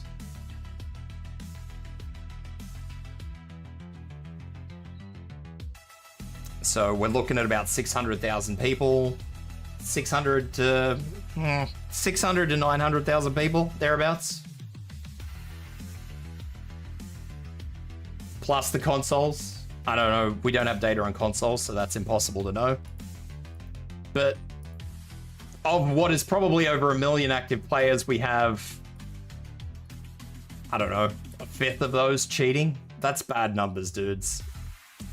That is bad numbers when you are touting your brand new anti-cheat, Javelin.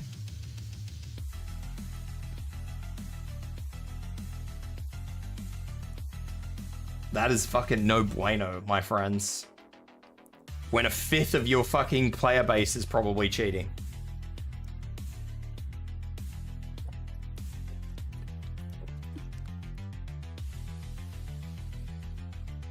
And that's just the fifth. When was this?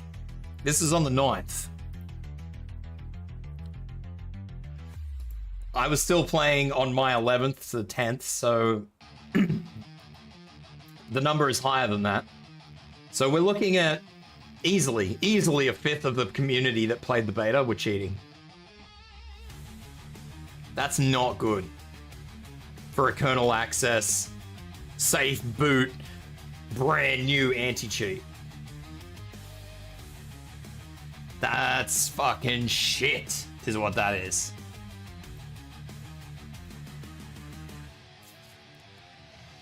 How many do you think testing Battlefield 6 also play Valorant? Probably a lot.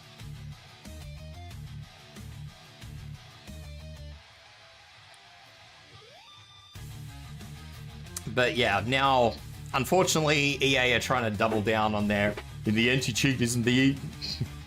Yeah, they're trying to so smooth it all over and just Came out on the last day of testing that the Battlefield 6 anti-cheat was triggering off the Valorant anti-cheat. They're both kernel level.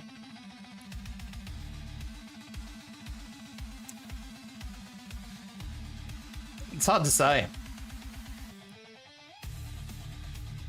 Valorant is a very different game. I think Valorant's a hero shooter, isn't it, technically? Not to say that, you know, people wouldn't play it. Just, they're different beasts.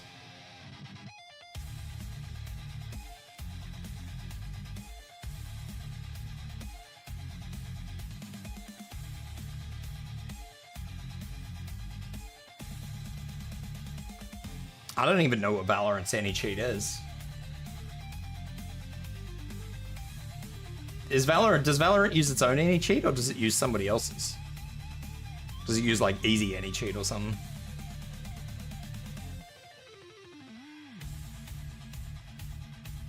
Riot's Vanguard? I don't have anything that runs Riot's Vanguard, I don't think.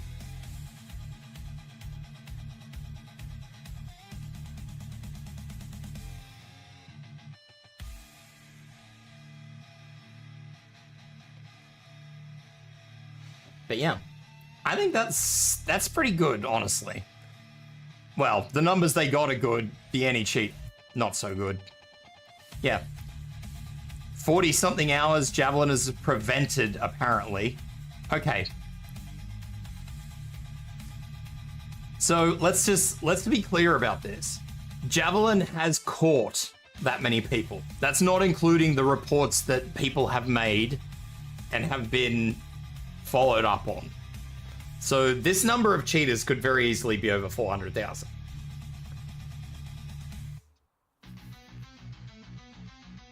Very easily be over 400,000 because it's not a fucking big stretch to pull another 70,000.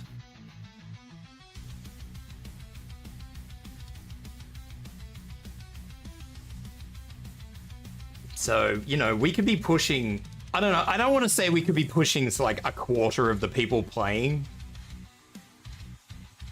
but it's easily a fifth of people playing.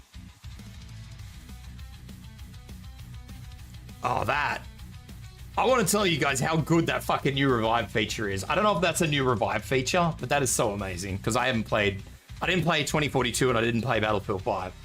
But that grab and drag so that anybody can revive, they just need like 10 seconds or something to do it. That is so amazing.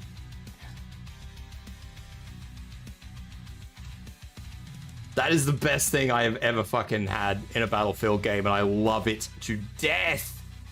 Hey, Bianca, how you doing? Welcome in.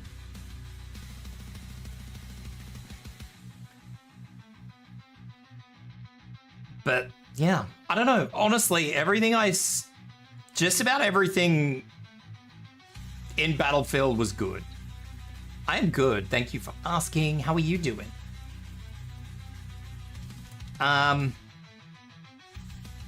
Battlefield 6, I have hopefully, I don't want to say it because everything I say it about is freaking optimistic and then it just explodes when the game comes out. But I'm really optimistic about Battlefield 6. My VTuber too good? Thank you. But I did not make this VTuber, no. I am an artist that does my VTuber works. Yeah, she did very good. She did good job. Top design, 10 out of 10. I'm optimistic about Battlefield. Very optimistic. Minus the few small things that happen. The really?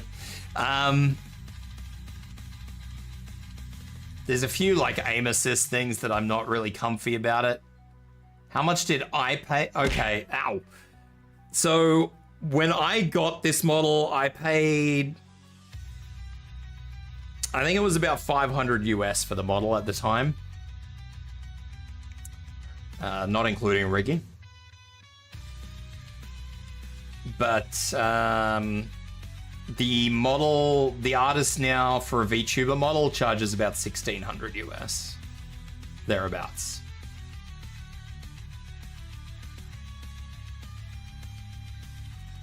So a little bit more expensive. Just a little.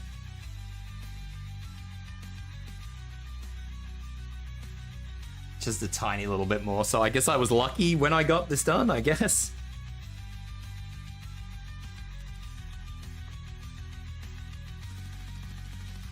Yeah, no, I got this model I got for... I do not need a VTuber model, no, thank you. The only thing I'm particularly worried about with Battlefield is literally that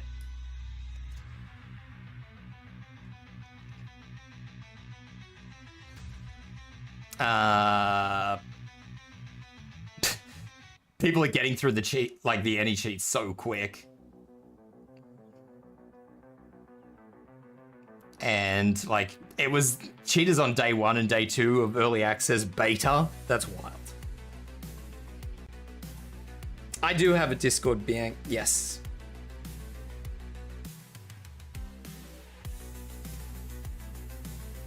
I don't know. It's a little bit concerning, but for the most part, I'm hoping that Battlefield 6 is really solid.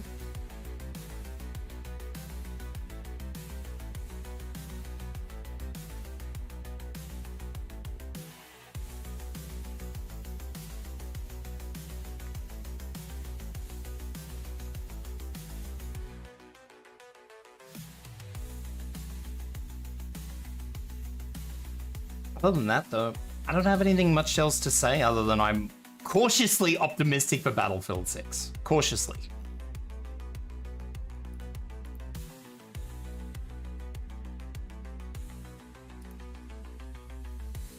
Thank you for the follow, Bianc. Uses the exact same engine as the last Battlefield game, so the cheaters are already experienced with the engine. Yeah, Frostbite does look nice, though. I'm not gonna lie. I don't think it's a very good engine to work with, apparently, but I do like Frostbite. It does look very good. It does look particularly good. It does run very well. It runs amazingly.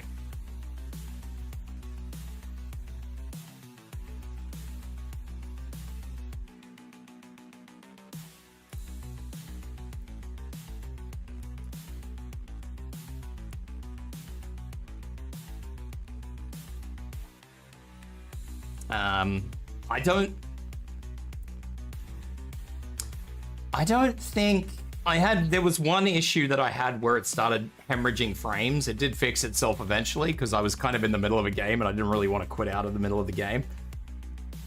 But yeah, there was one incident where for whatever reason it hemorrhaged frames for a little while, but it came good. It did come good eventually.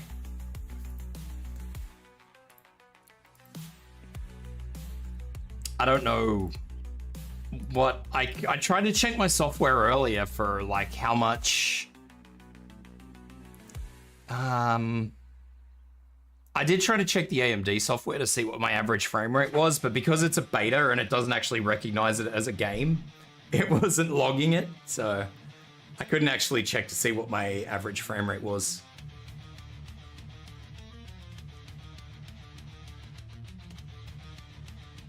So, yeah. It's just a little bit of tidbit of information I would have preferred.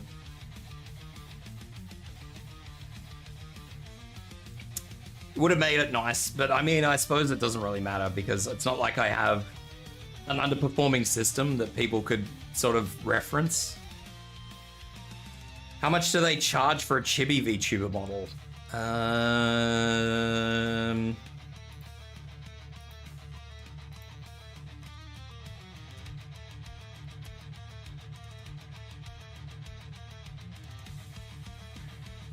Let me have a look.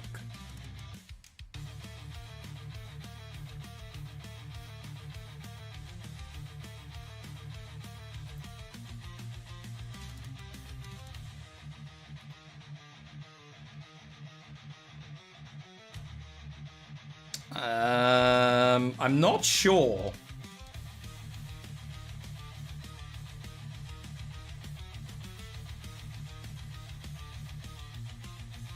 I'm not sure, Biotech, because they don't actually have it. I would say that maybe because it's a chibi, it would probably be this half body, because they don't actually have a chibi model listed. They have like chibi art, but they don't actually have a chibi model listed. I would say most people sort of charge for a chibi the same as they do a half body, so I would say about 1,000 maybe. Don't quote me. Don't quote me on that. But I would say it would be about a half. 1,000 US. And that's just for the model. It wouldn't be rigged.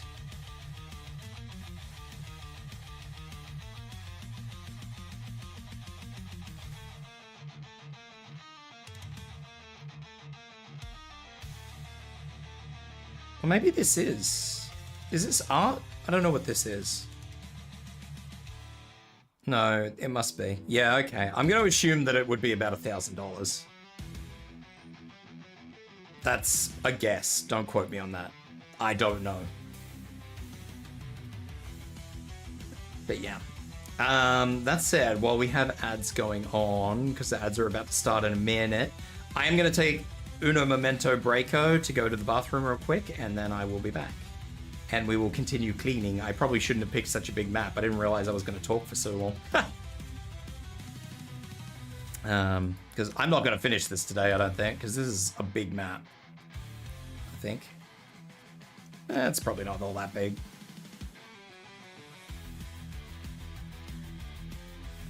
Maybe. I don't know. We'll have to... I'm going to clean this light before I leave, because if I don't clean that light, I'm going to forget about it. And then it's going to bother me later on.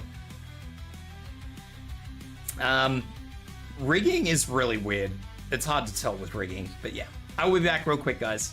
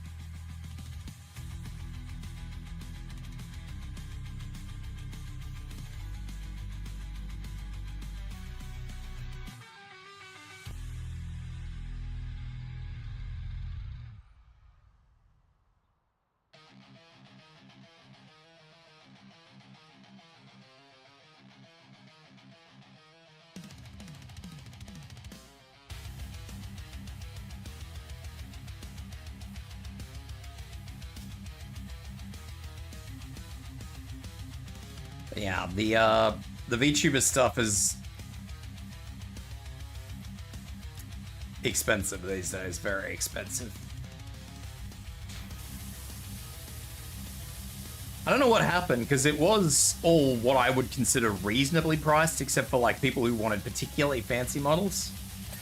By fancy models, I mean models like, say, Shy Lily, for example. Like, I mean, I think everybody's seen Shy Lily. And how much wiggle she has, like how much motion her model has. Those have always been mega expensive models. I mean, they have, those themselves have still gone up, but yeah, it's all the models have gone up now. Some of them are just ridiculous. I think a lot of them are getting very out of hand, but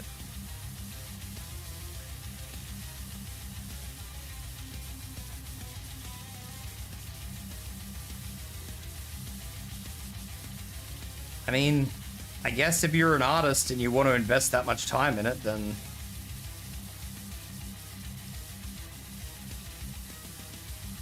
that's what you do, I guess. I don't know. I've never really spoken to any of my artists about that sort of stuff.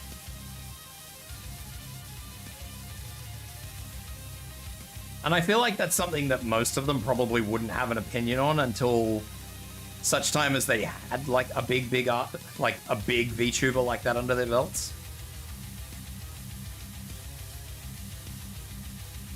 Because I think that would really redefine how you would be as an artist. But again, I guess, you know, this is something I'd have to talk to. I don't know. If I were to have this conversation, I would probably have it with Ryrie. Just because I have good speaking terms with Ryrie.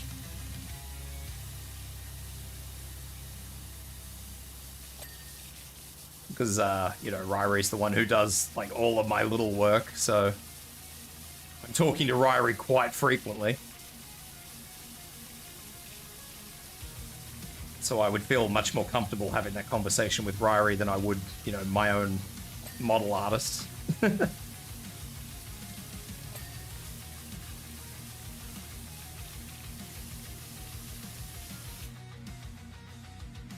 Once they start selling original works, they really should start pushing the prices for original works to relative time spent to reduce the cost and resource costs. Yeah, like I said, I don't really know because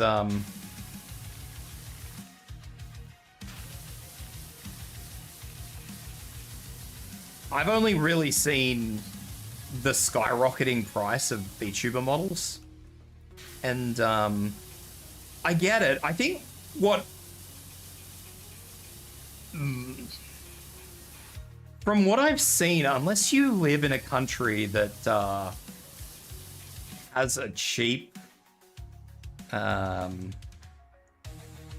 this is probably going to be so demoralizing to anybody who wants to be a VTuber artist. Or even a full-time artist, really. From what I've seen, unless you live in a country where, you know, $100 US is, you know, a lot. So, I mean, I want to preface what I'm about to say by saying this is not a slight against Ryrie or anything, but I'm pretty sure Ryrie lives in the Philippines. I'm pretty sure. Now Ryrie, when I get Ryrie, so I'll talk about it. I can't go into detail, but I'll talk about it. I have a job for Ryrie coming up next month. That job is estimated, we don't have a final price yet, but the job is estimated at $160 US, which is a very modest price for a fucking artist, I want to say.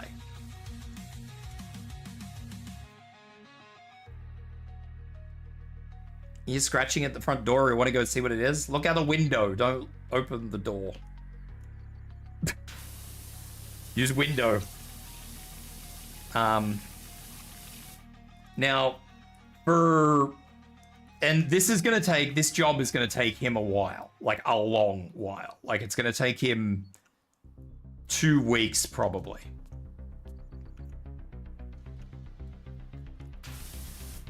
To complete this job. Now, $160 US for even me, with Australia's exchange rate to US dollars, is not enough money for 2 weeks of worth. However, in the Philippines, where the cost of living is substantially lower, $160 US is a fucking lot of money for 2 weeks of work. You gonna bring me with you? I'm not sure I can help you if it's a bear. Be careful, don't do anything I wouldn't do. But yeah, so like $160 US for 2 weeks of work is probably something very worthwhile to Ryrie or anybody else who's an artist in the Philippines or any other one of those countries who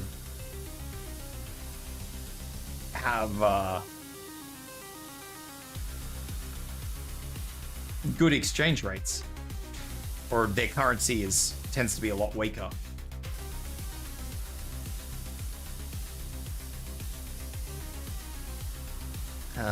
Which is why I just don't think that being a full-time artist for...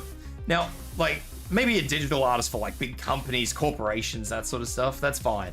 But if you want to be an artist for, you know, a VTuber or something else, like, you really need to only be focusing on little stuff. Like, I would only be focusing on, you know, like emotes and stuff, because... And even then, it would be like your character here emotes, where you could sell them for like, I don't know, $10, $15 per emote or something. Because you're not going to get your money's worth. You will not be able to survive, no matter how much you starve yourself. Ask yourself legitimately, can you... Philippines monthly salary in US dollars. So for what is going to be 2 weeks of work for him, and he won't only be working on for those 2 weeks, by the way. He will be working on somebody else in between. Because obviously what happens is he'll do a draft. He'll do a very, very, very rough sketch for me. He'll send it to me. It'll take me 24 hours. In those 24 hours,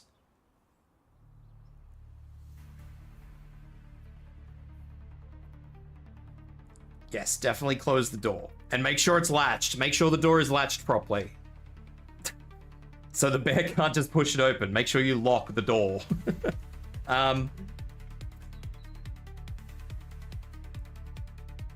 So he will then continue work. He'll probably pick up a small project in the meantime, right?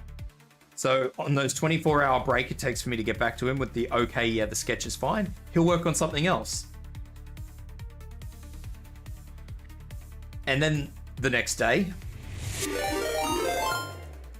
is Eris. Erisvan Jabberwock just raided with 6 viewers. How do I lock it? I'm not sure. There should be a deadlock on the door, I assume. Or if you're there with somebody, then ask them for help. But yeah, bears can open doors if they're left to their own devices, so make sure you lock it. Welcome in, Raiders. How are you guys doing? My name is Tibs. I am playing Power Wash, but we are just yapping at the moment. We're talking about VTuber models and artwork and stuff at the moment. How you guys doing? What were you doing, Eris? I did see you streaming, but I didn't see what you were streaming.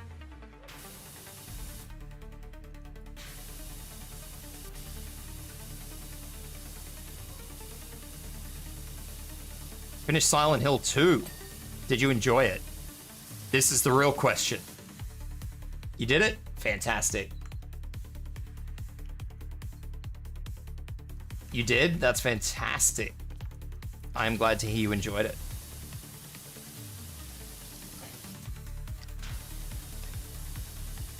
How many times did you get jump scared? Let's ask the real questions here.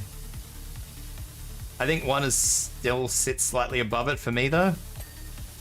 Did you play the remake or did you play the original? Which one were you playing?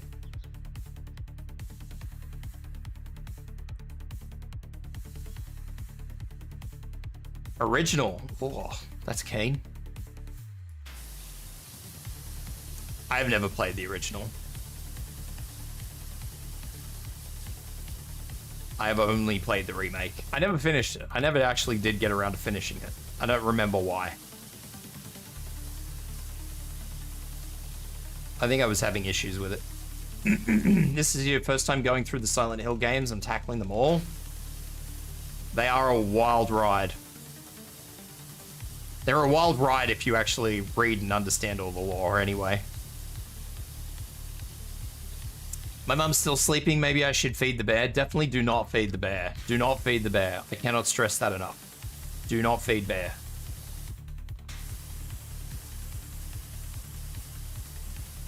Feeding the bear is a bad idea.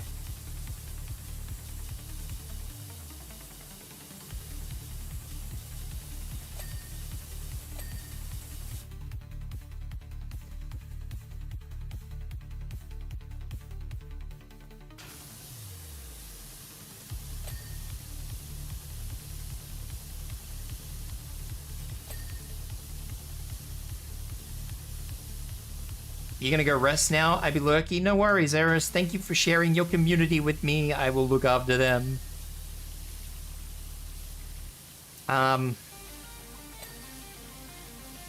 Yeah, so... But it is hungry? It is not hungry. It is a bear. It can look after itself.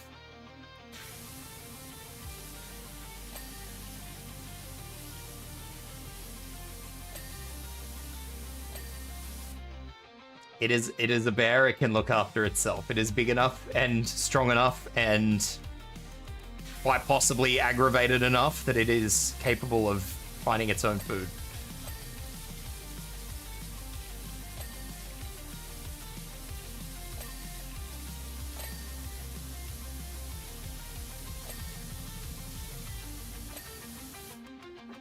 But yeah, make sure you get something to eat or drink. Definitely drink and stretch and do all the good stuff, Eris.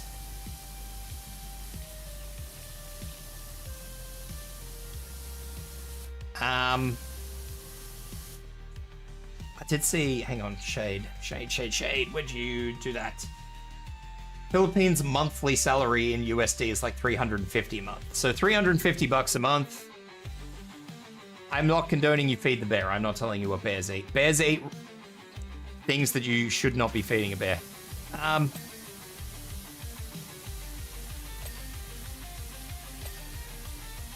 Before I go on about how much people make in the Philippines, let's discuss why we shouldn't feed wild animals, especially large carnivores. If you feed a large carnivore or any sort of carnivore or any animal in that particular order, they will learn to expect food from you and others. And if you do not give them food, they can become highly aggressive and they can attack. So definitely do not feed the bear if you appreciate not being eaten by the bear. Simple chibi model is $50. Yeah, depending on which artist you go with biotech, you can get them for pretty cheap. Like, you know that little tiny munchkin thing that I used, the little small model? That was cheap. I think that was like $80 for all the outfits and the rigging and everything else. They definitely do not feed a bear McDonald's. That you will make the bear sick. Bears don't eat human food. Don't feed the bear human food.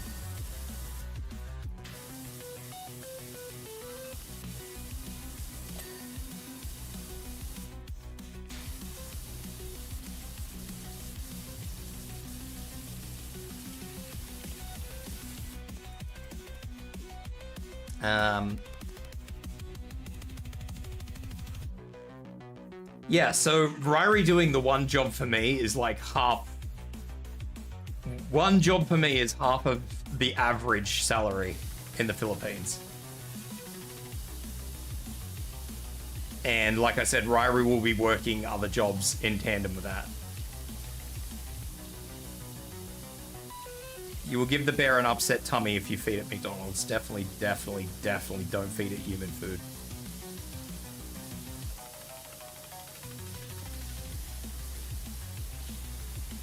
And then it probably will get angry.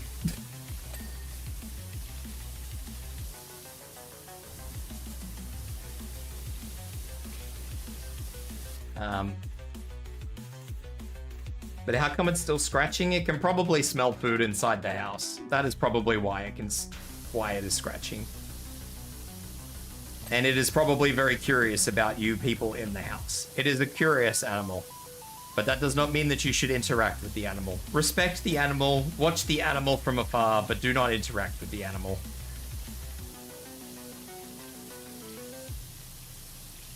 Respect with your eyes, not your hands.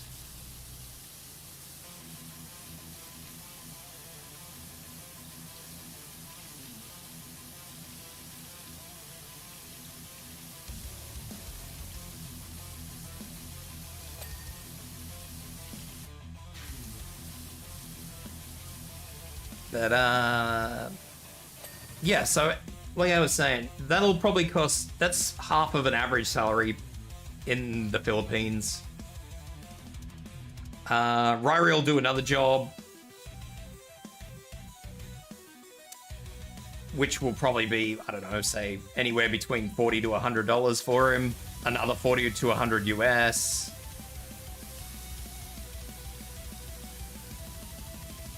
And then he's still got another 2 weeks in that month to do more work. Like Ryrie would be making good money because he charges in US dollars as well, don't forget. So all that exchange rate, all that US dollarage, I mean, it's good. And I mean, good on him. He deserves it. I don't want to say he doesn't deserve it. But yeah, it's not financially stable for people outside of those sorts of countries that don't have those sorts of low cost living standards.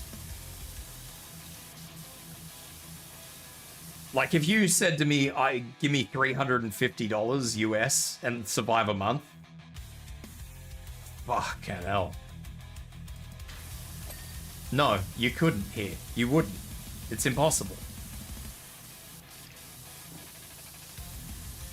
Like, that wouldn't even cover bills, let alone food.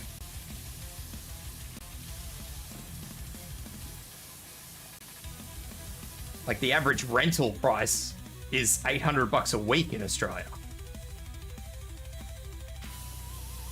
A week.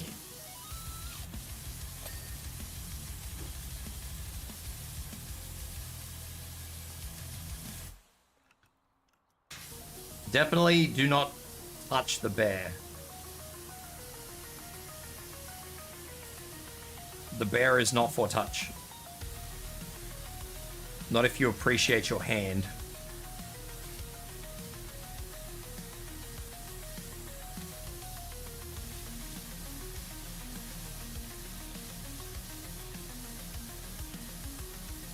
It's been a while, just dropping in to say hi. How you doing, Insomniac?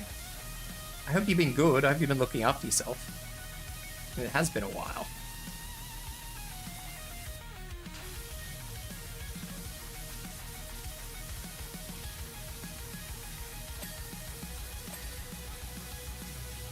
But I do hope that you have been looking after yourself.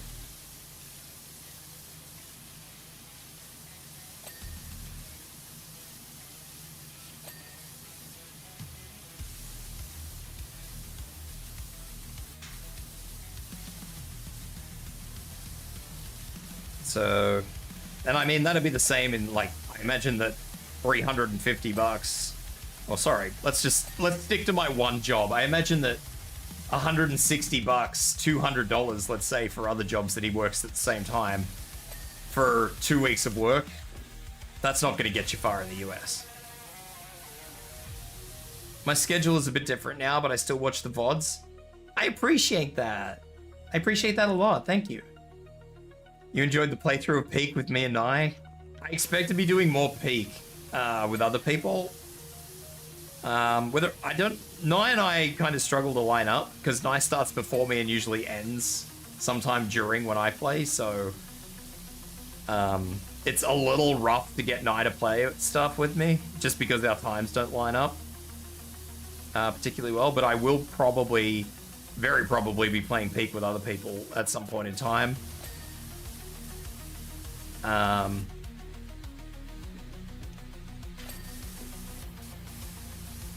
They will, there was also talk of like a big Peak collab thing going on with community. Because there's apparently a mod which lets like a bunch of people play Peak, so that is on the cards. I'm not sure how much of the cards that's on, but that is on the cards.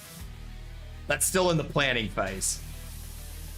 So yeah, it's expect more Peak in the future. That's all I can say.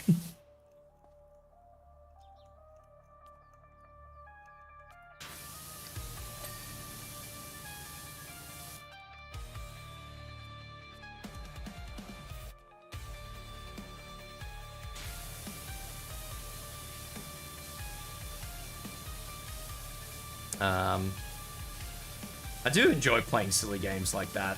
I've been trying to organize more silly games, but it's just hard for I stream at a really weird time, even by Australians, so it's a little hard for me to line up that sort of stuff.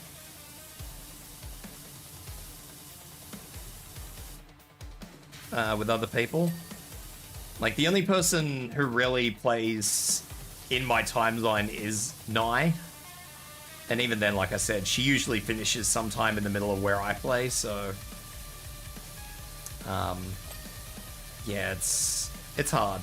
I do have a collab tomorrow, though. I have another one with Kono. We haven't really decided what we're playing yet. I don't know if Con wants to do more Mecha Break or what, but there will be something tomorrow with Con. I will discuss that a bit more later tonight with her and see what is on the cards.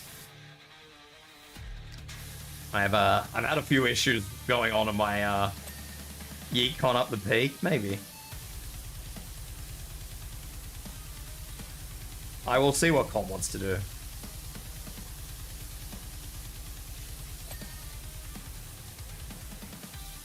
I'm pretty sure it's tomorrow anyway.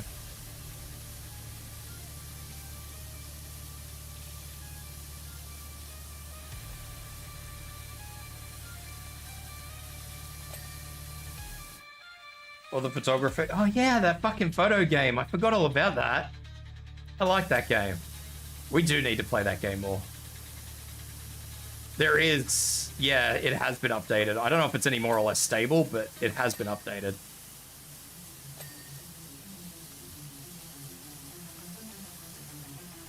It was Headliners, yeah. Yeah, I forgot about that game. Which is kind of funny because I was looking at it the other day because it has been patched. They have a new map.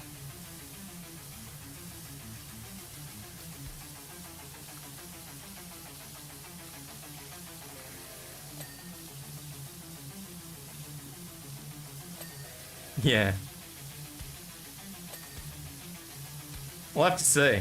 I don't know. I'll talk about it with her. See what she wants to do. She might have a heart set on something already, so we'll see what happens. I personally should be doing more Mecha Break. Before I get kicked out of the Mecha Break fucking content creation group, but... it's hard to want to play Mecha Break when, you know, Mecha Break doesn't want to be played. Because, you know, we don't like balancing our favorite boys.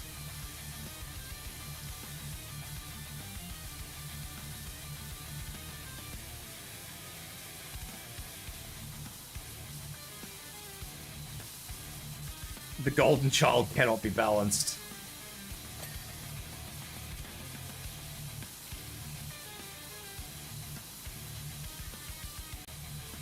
If the golden child is balanced, everything else will have a chance.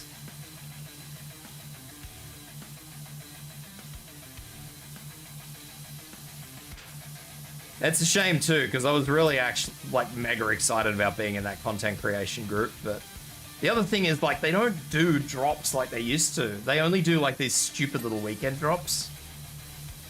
And I don't stream over the weekend, so if I want to be a part of this whole thing and actually benefit from the group, I have to change my whole stream cycle, and you know, I don't really want to do that.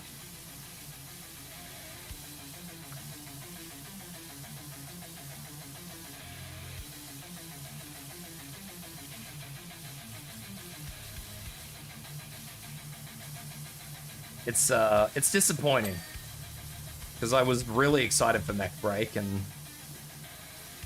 I sat here telling everybody, yeah, when Mecha Break comes out, I'm gonna be playing it like all the freaking time, and then they're just like, no, balance, lol.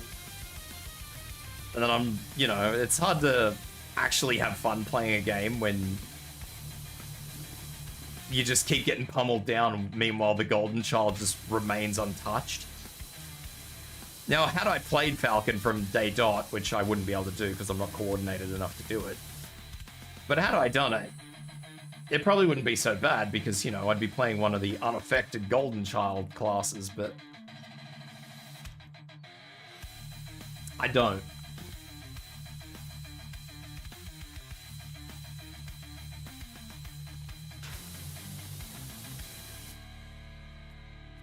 So yeah, it's very unfortunate that that's how it happened. I didn't want that to happen, and every time I sit here praising Battlefield 6 for what it is, I get really, really worried that Battlefield 6 is going to do the exact same thing.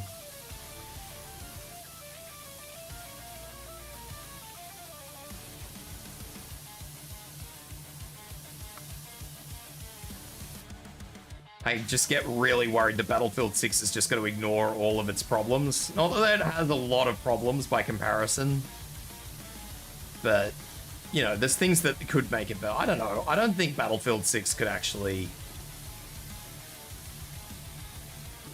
I don't think Battlefield 6 is even in as remotely a bad spot as Mecha Break was. And the fact that Battlefield is such a larger game, like, it's not too... When you play the Team Deathmatch version of it, I don't know what it's actually called. It has a fancy name. I think it's just called Domination or something.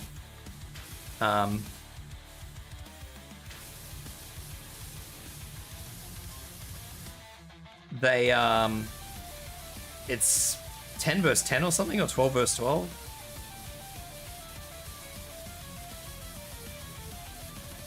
I think it might be 12 versus 12. I think it's 3 teams of 4. I could be wrong. Maybe it's 4 teams of 4.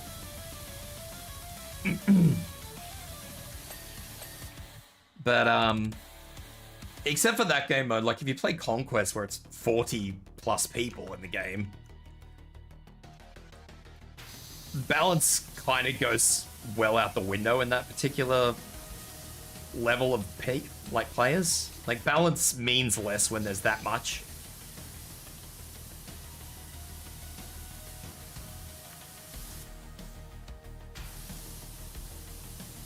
Because it's just so overwhelmingly... I don't know, there's just so many people to offset it. I guess is the best way to say it.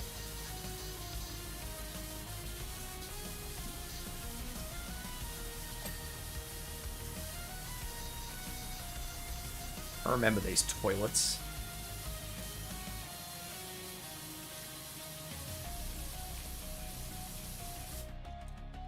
This took me a long time, I remember this.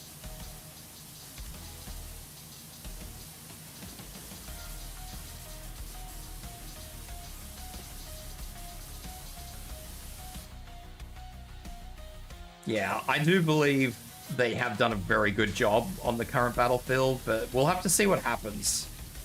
They're adding more of the content to the next beta weekend, which is this weekend coming. So I feel that in this next beta test, we'll have a little bit more of an indicator of what the whole game will be like. It obviously won't be the whole thing, but, you know, we'll understand a little bit more of what's going on and what they're implementing.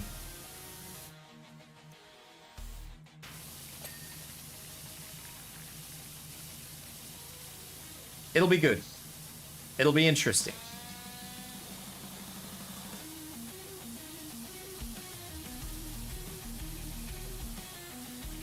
And I do look forward to it.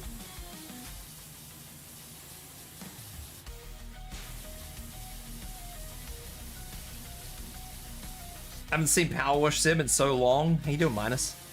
Yeah, I do Power Wash Sim while I'm yapping because hey, it's something for people to watch. And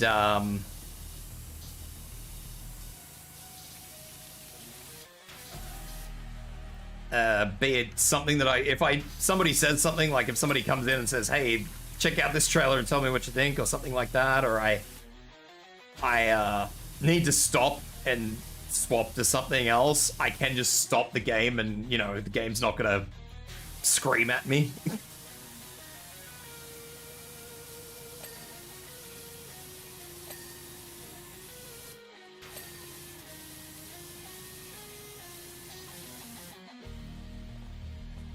So yeah, it's just something nice to do.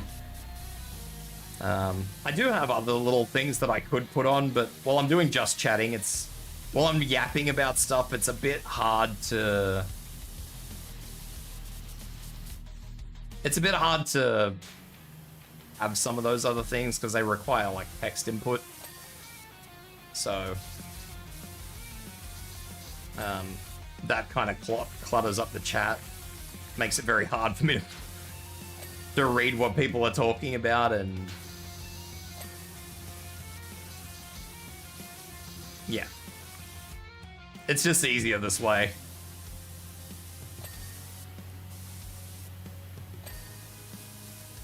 Now that I've thought about it though,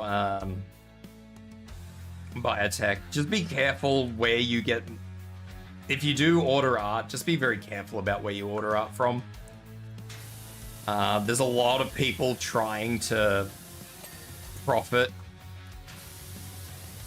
off, you know, would-be VTubers and that sort of stuff. I know a lot of people who have been scammed out of a lot of money. So just be very careful about where you get your art from.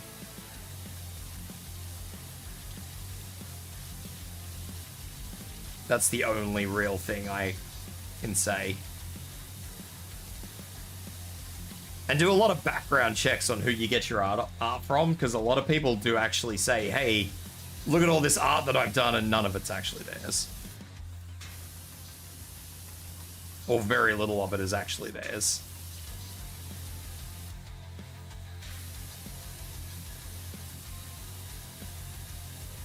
Now that I've actually thought about that. It's usually only riggers. Mostly it's riggers that have the issue. A lot of artists...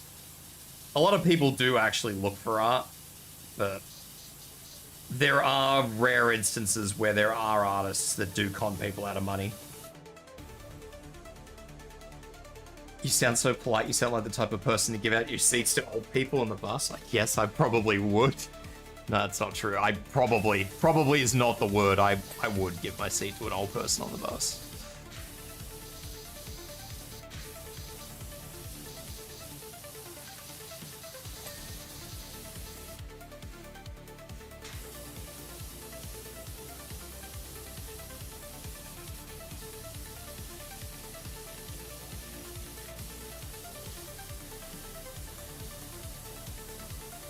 There are definitely people I would give up my seat for. The elderly are typically those people.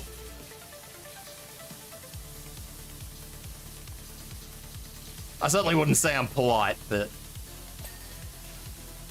I don't know. I look at that as doing the right thing, I guess. If you want to call it being polite, then sure.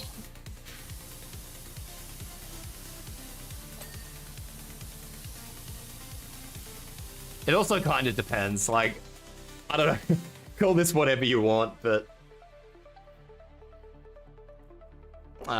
like, if somebody came up to me, like, let's keep the topic to the old person. If an old person came up to me and demanded the seat, I would probably tell them to get nicked, but...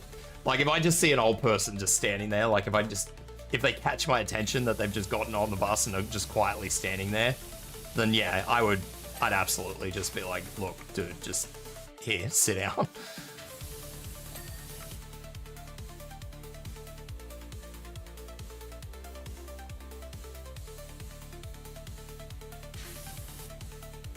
I'm polite within reason, I guess, is the best way to describe it.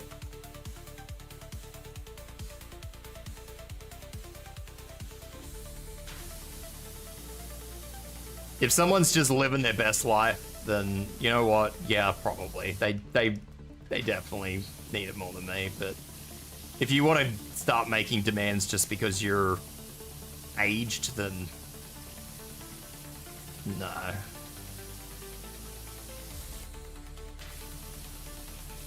Entitlement will get you nowhere in this world.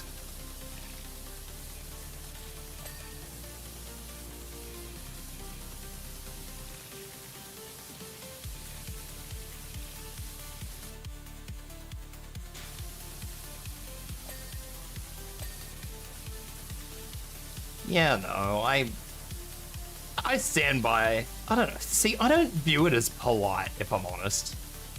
I just view that as things that you should do. Like, if you see you know, if you see somebody in a wheelchair or a walking frame or with a pram or...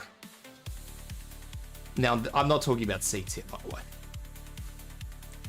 I'm expanding on the conversation. Like, you see those sorts of people even walking up to, like, a door. Open the fucking door for them and hold the door open for them, man. Or if they're carrying a baby or something like that, or their hands are full, like, just... It's called doing the right thing.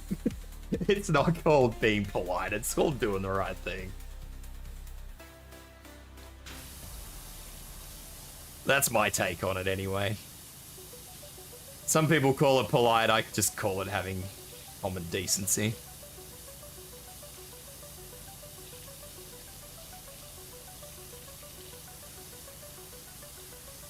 But yeah, if somebody's gonna demand things of me, then no, I'm not doing it. I'm just not doing it now.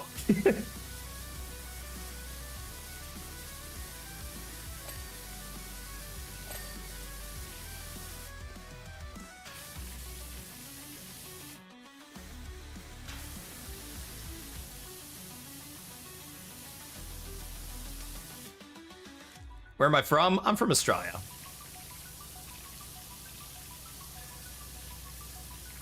Social politeness and respect, aka golden rule of social interactions. Exactly.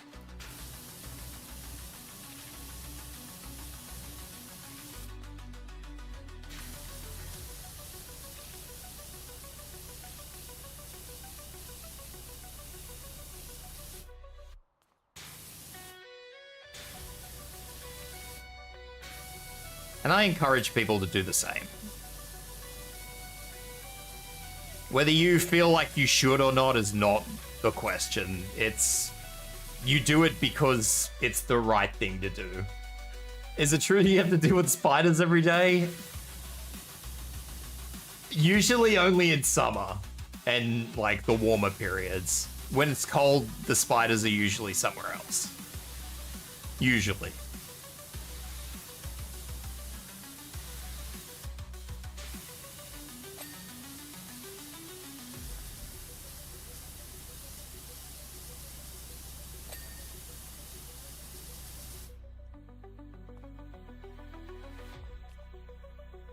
That's not a solid rule, but it is a typical rule. That is true. They do typically eat the things you don't want in your house. That is what they do usually do.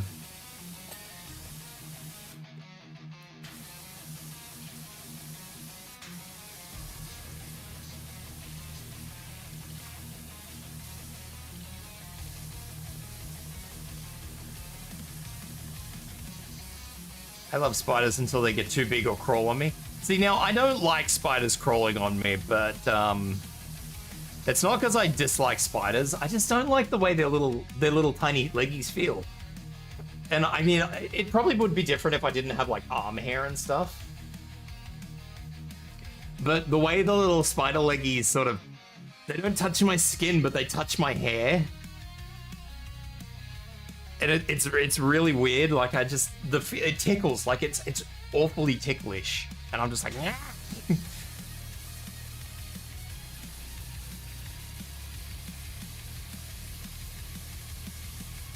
It's, yeah. And I guess if it was, like, one of those big fuzzy spiders, not that we really have big fuzzy spiders here, but, you know, the ones they keep as pets, like tarantulas and stuff, that would probably be worse, I imagine. I imagine that would be 100 times worse.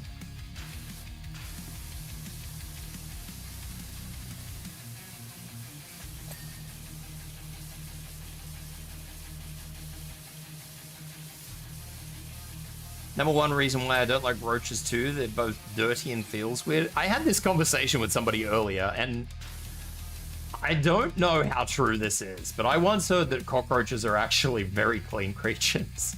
I'm pretty sure it is true, because I'm pretty sure I heard it from a reputable place, but...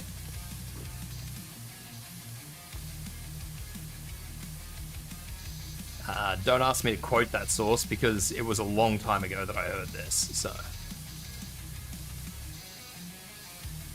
And it probably is even, like, cockroaches in captivity are extremely clean.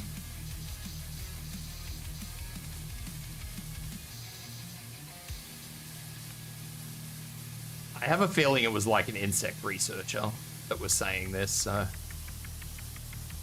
Roaches are from your trash cans, dark corners, they can't be clean. Clean by cockroach standards versus human safe is different. Yeah, I don't know how true it is. Like I said, I'm pretty sure it was from an insect researcher, so I'm pretty sure that it's reputable, or as reputable as that statement can be from somebody who studies insects for a living. But yeah, I don't know the fine print of the conversation, because I imagine there is fine print to that conversation.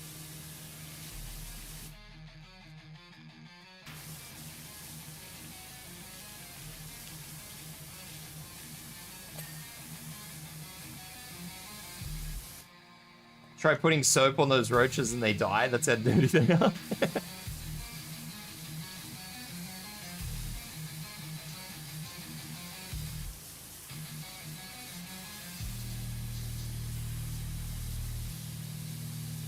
Yeah, I don't know. One of these days I'll actually go and look at it so that when I do end up having these conversations, I will actually be like, hey, go and view this source. And nobody will believe me anyway because it's a cockroach, but, you know.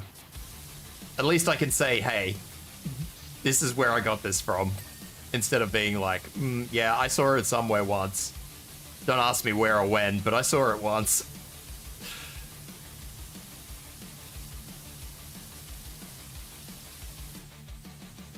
Food for lizard? Yeah, it's fun fact. My birds won't even eat them. But I suspect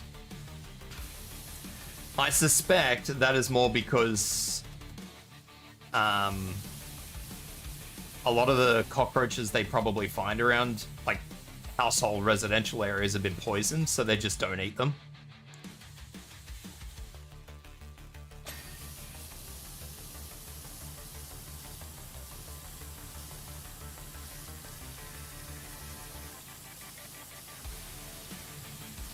Like, I believe that they don't eat them because it's learned behavior, that they shouldn't eat them, otherwise they get sick.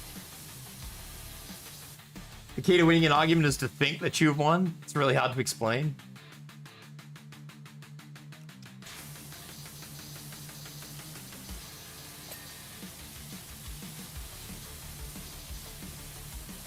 Hey, I just like to give people credible sources when we talk about things that are questionable, like cockroach cleanliness.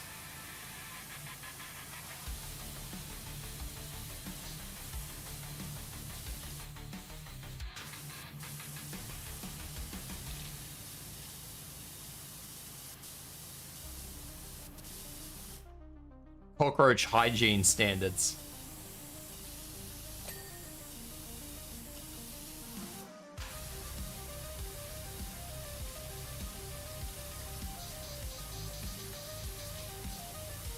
Roach cleanliness? What are we even talking about? Hey Sonic, how you doing, buddy?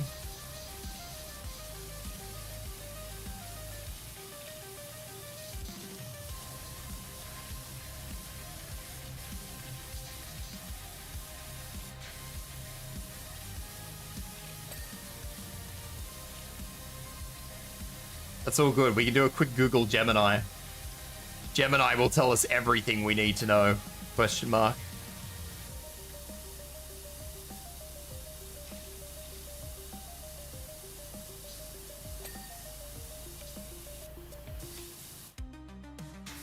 Didn't do a very good job in here, did I?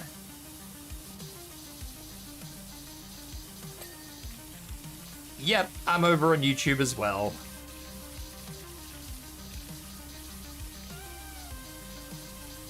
Your buddy? Everybody here's my buddy.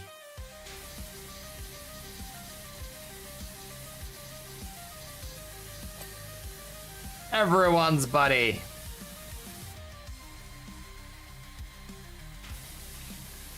You can, but my chat's being weird for a while now, and I haven't really figured out how to fix it.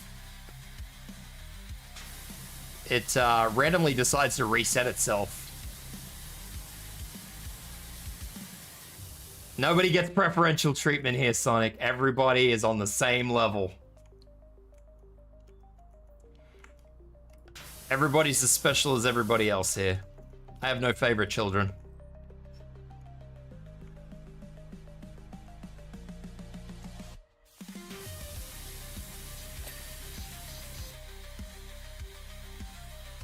Yeah, I don't really know why it keeps doing that.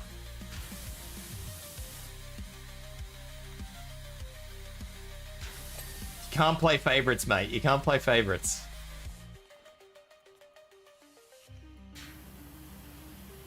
That's how serial killers are born.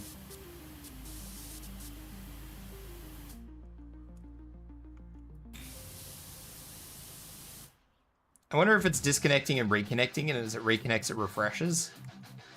I'm not entirely sure what it's doing, if I'm honest. It is refreshing itself, I just don't know what's triggering it. And I haven't been able to figure out what's triggering it, so it's very hard to do anything about it when I can't find a source.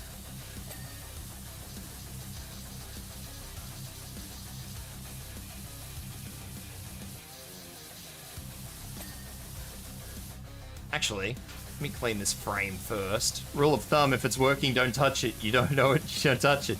Exactly. It is working, just it's refreshing every now and then. So we're going to assume that it's still working.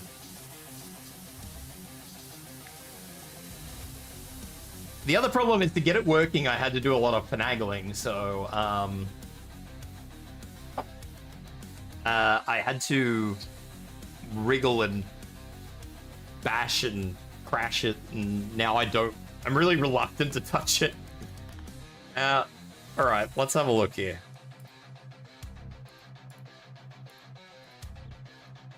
Whoops, that's not what I wanted, hang on.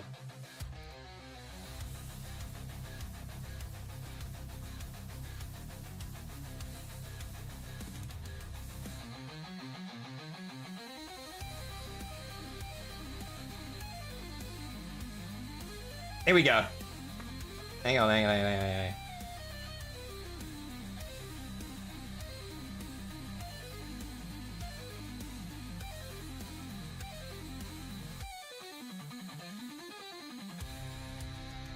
Here you go.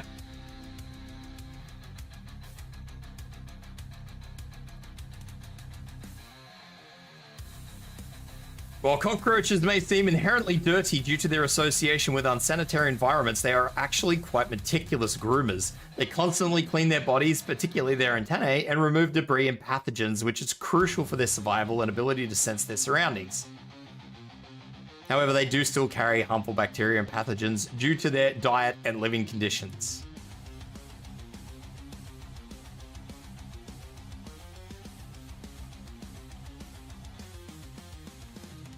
But that's alright, because they're a delicacy in some countries. No backseating? Alright, so no, backseating is basically where you sort of handhold me through a game by giving me constant advice. That's what handholding is. Or backseating, sorry. So they're not dirty, they're just dirty to us humans. I mean, I don't really know. That was kind of circular logic, really. They're dirty, but they're not dirty.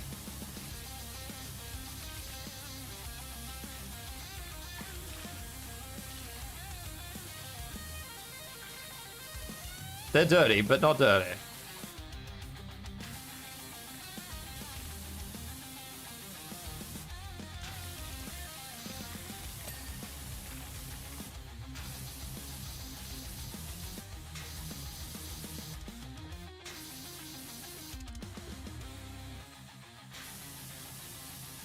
They are, I don't know, I would say they're probably physically clean, but they're carriers of nastiness. Kind of like herpes. It's like you think this person is pretty, but another person might not. I mean, I guess so. I don't really know. Like I said, it was not really the best logic to go with. They're clean by roach standards, maybe? I don't really know. Apparently they hate being touched by us just as much as we hate touching them. Well, there you go. I mean, I don't think anybody would be really thrilled about a giant creature touching them, honestly.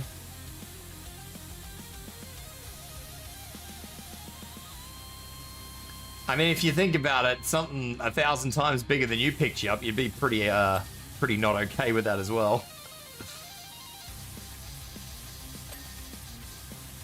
I think it's a matter of perspective.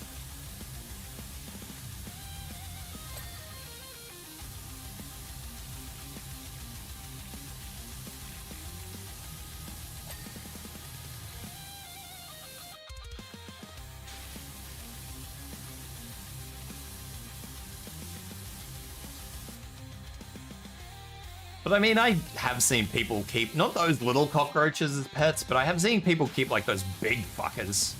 I don't actually know what they're called, like what breed they are, but fucking huge. I've been having roaches and insects around in the house, but I can never stand centipedes. It's the legs, isn't it? It's all the leggies. It's how they fucking, yes, there it is.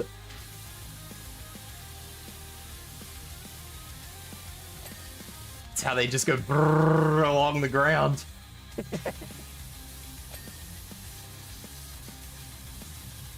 For that reason also, but I think we're disgusting and disease carriers too. I mean, they're not entirely wrong.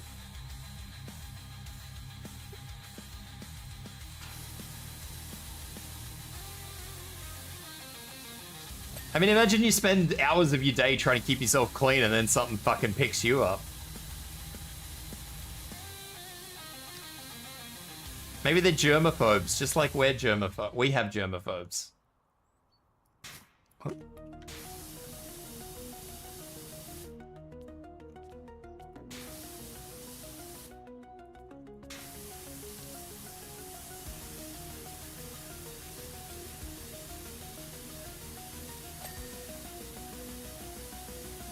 I don't think that counts as the inside, no. Where is this dirty?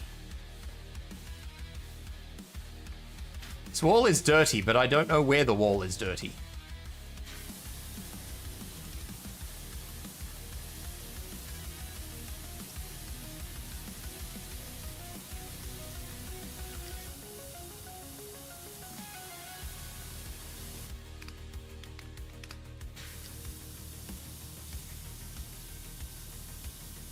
You know, they're germphobic just like some people.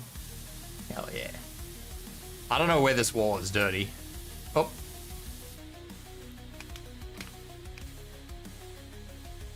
You can't change my mind on that? Hey, I'm not here to change people's minds on anything. Unless it's something that they probably should have their minds changed on, and then sure, I'll give it a crack. But you know what? If you don't like a particular bug, you don't like a particular bug. I'm not here to tell you otherwise.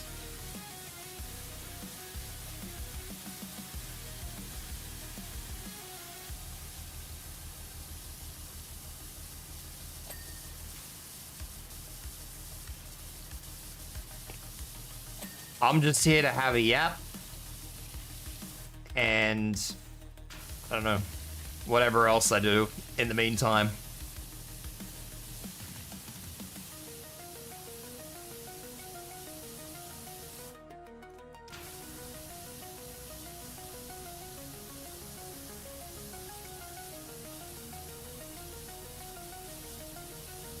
I was nearly gonna play Warcraft today, honestly.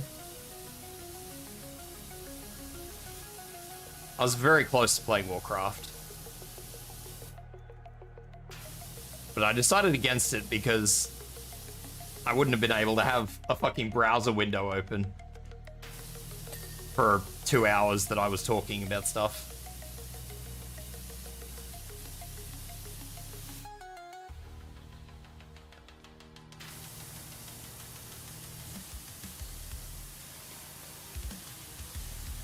Yeah, I probably wouldn't have got much done. I probably would have been logged out due to being AFK for several times.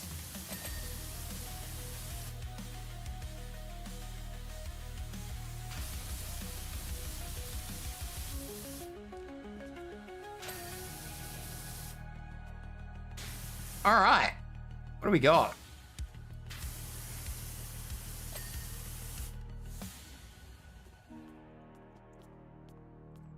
Yeah, it definitely would have been a thing had I tried. Your hinges.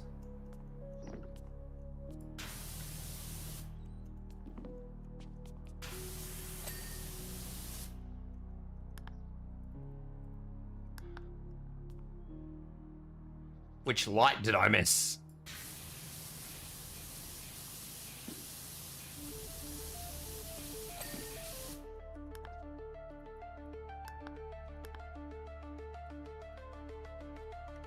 I missed 2 of the urinals.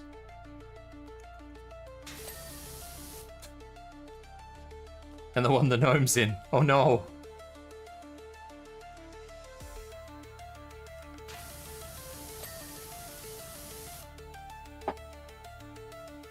Ugh. He was using it. Yeah, I'm enjoying, honestly, I know we spoke about this last time, like my desire to maybe play WoW again. They give the boss a check. But, Jesus. Thank you for the hydrate too. I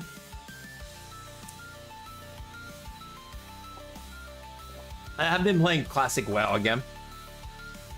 Again? I suppose you can say. It was very big, wasn't it? I have been playing classic WoW, and I honestly have been enjoying it.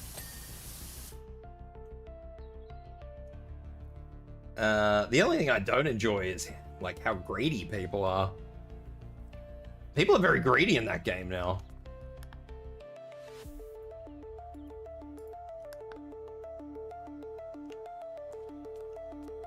It's quite disturbing actually how greedy people are in that game now.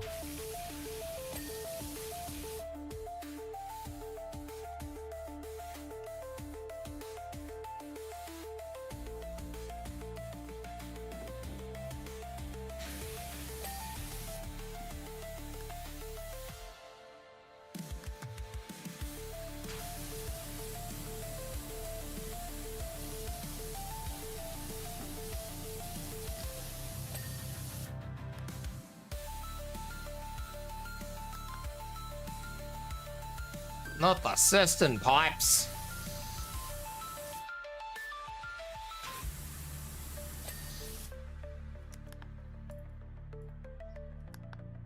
Cubic walls.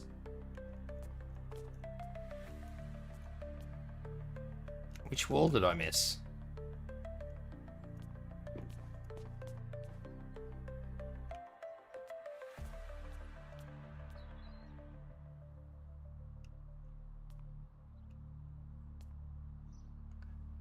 You can check what hasn't been cleaned? Yeah. Sometimes. Apparently not the time I needed to, but yeah.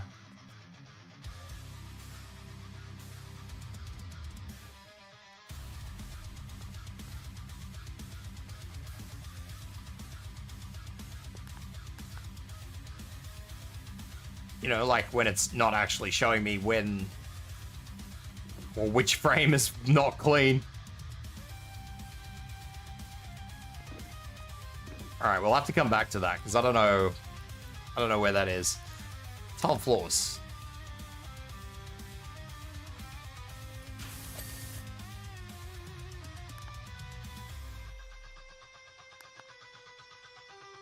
All right, we're missing a cubicle wall. I don't know where it is.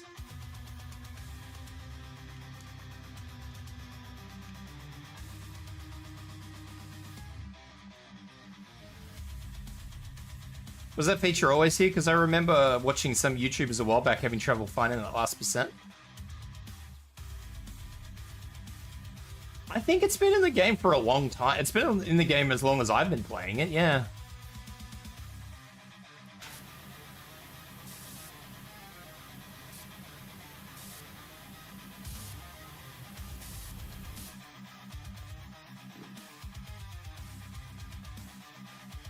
However, sometimes it doesn't really seem to matter because sometimes you just get like the 1% here that just won't give.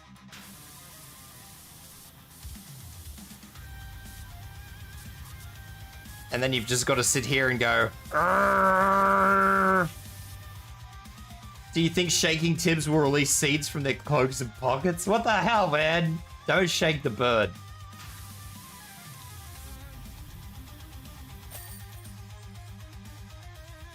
I'm not for shakes. Give me shaking baby syndrome.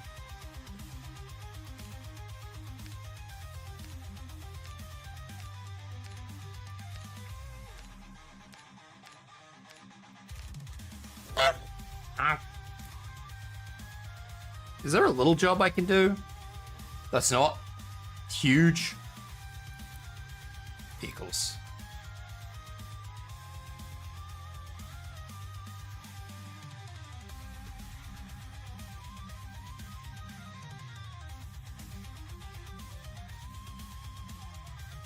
I don't want to do the fire truck because I remember the fire truck. That was horrible. I'll do the vintage car.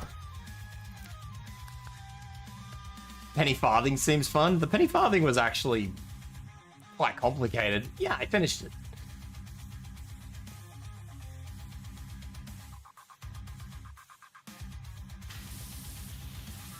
Let's just give this the once over and then we'll clean it up properly, shall we?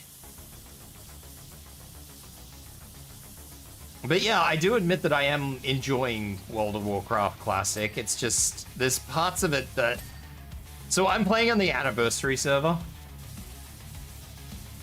And there's just parts of it that I sort of see and I wonder, like, why? I never really understood why Blizzard just decided to make a WoW as an anniversary release, just to be clear.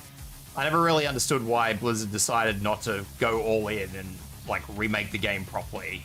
And I don't mean, like, remake the game from the ground up. I mean, just introduce, like, the new graphics that are on the retail version, the new environment, the new spell textures, you know, make an effort. Don't just release the game as it was however many years ago and call it an anniversary version. And just say, yeah, we did a thing. I don't know, it's lazy. I don't know why they did it like that.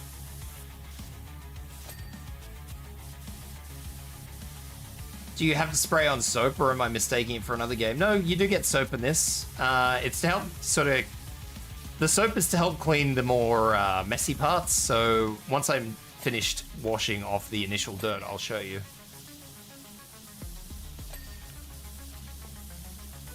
I shall give you an example because I'm going to have to on this because this is grubby. The RV one was a pain in the ass too.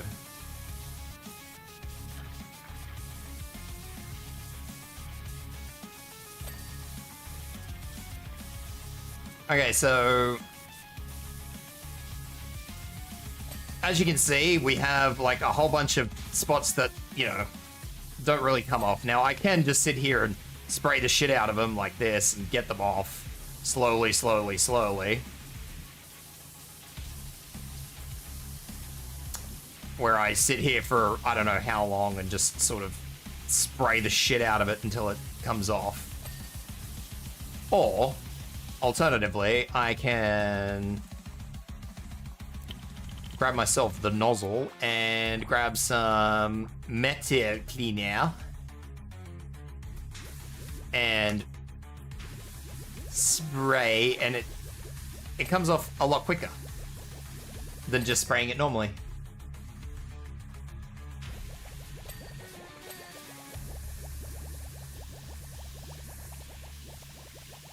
Except for these parts, which are probably... Oh no, they are metal. So yeah, it just makes it easier to get, like, these really stubborn ones off.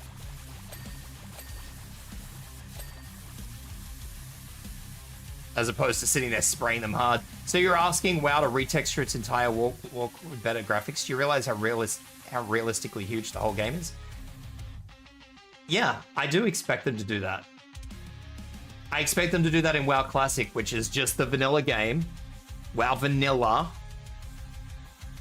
Which they have already done in retail. So that it already exists. I'm just asking for them to bring what already exists back into their anniversary release. I don't think that's a big ask.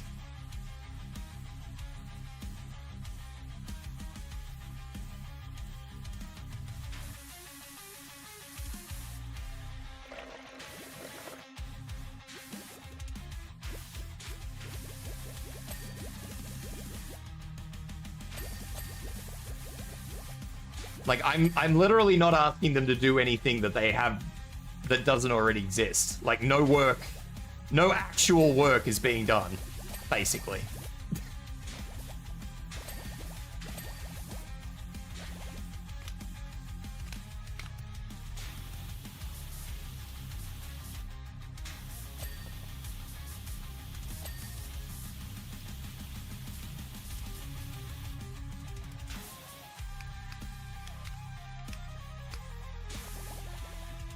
You said you're playing on the anniversary server? I thought this game was on... No, World of Warcraft. Different game.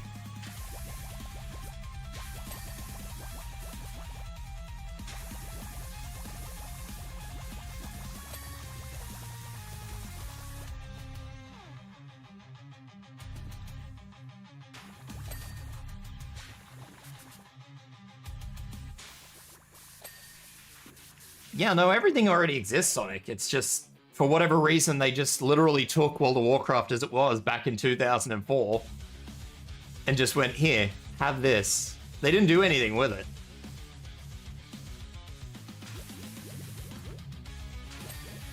None of the new models that exist in retail. None of the updated graphics that exists in retail.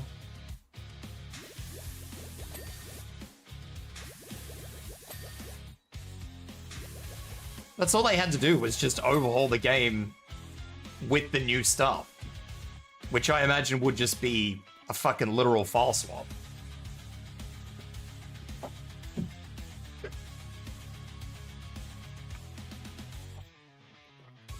Not to mention that most of it exists on the retail server as is anyway, so...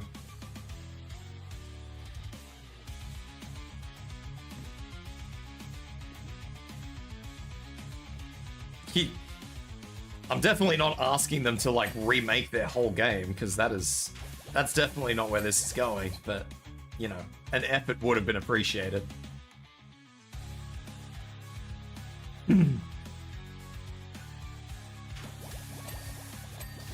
I would have helped. If they had done that, I would have paid $60 US for it.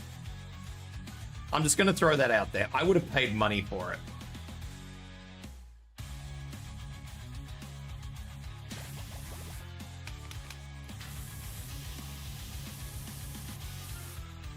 And I'm sure there are hundreds, if not thousands of people, given that there's thousands of people that play on the anniversary server as is, that would have happily done the same.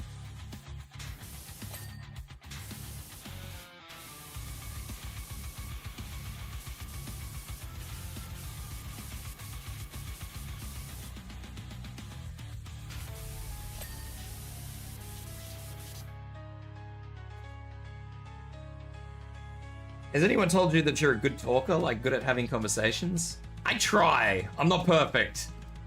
I was under the expression that HDifying WoW took years to do. I don't know how long it took them to do it. I don't think it took them years to do it. I just don't think they did it for a long time. I think they did it in Legion? Correct me if I'm wrong.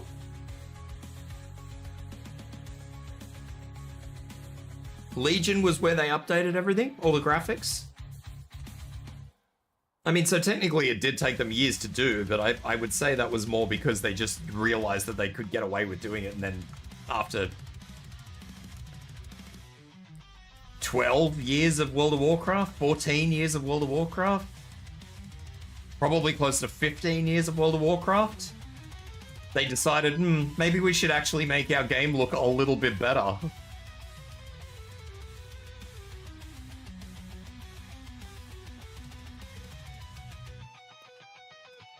Yeah, no, I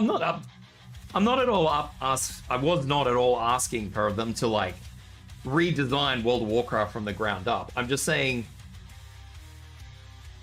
for a 20th anniversary edition of World of Warcraft, for what is called the 20th anniversary server, something that's supposed to be like amazing and new and spectacular. We already had a WoW Classic server running. Why not take everything that exists already from the live server, the one that's still running right now. So all the new models, all the new graphics, all the new environmental details. Pop it in WoW Anniversary, so assets that already exist, roll it into whatever that patch was, patch 4, I think it is, 4 point something.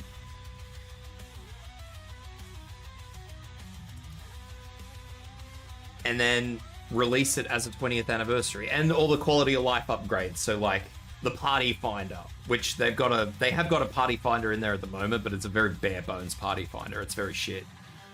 But the party finder that actually worked, kind of like what the final, I don't know if any of you guys have played Final Fantasy 14, but it worked a lot like the Final Fantasy 14 party finder.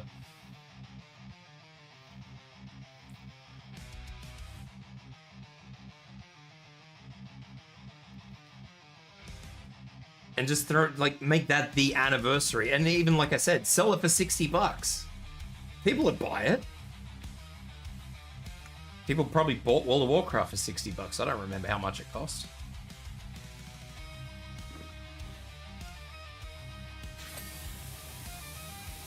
But because you've basically reinvented the game as like a new and improved version. What do you call them? Like a remaster. Because it would be more like a remaster than just an anniversary edition. I mean, you could still flog it off as anniversary edition, because it was. But you could say, hey, look, give us $60. With this, you'll get all of the DLCs through to the War Within again. If that's how long they run it for, we don't know. For free for that $60. And we can sell all our pets. We can sell all our mounts, except for the flying mounts, because obviously vanilla doesn't have flying mounts yet. We can sell like your character transfer, like your character appearance changes. Like, it's money, man. Instead, they just released WoW as it was 20 years ago, 21 years ago now. Which, you know, they can't do microtransactions in. They can't do anything in.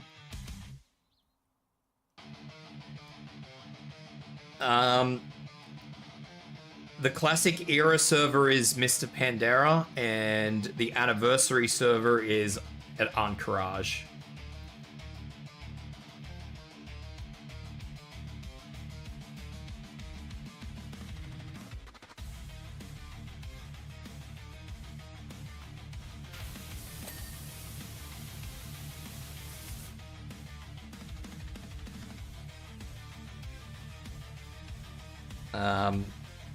So in winter, this coming winter, anniversary will swap over to the Burning Crusade.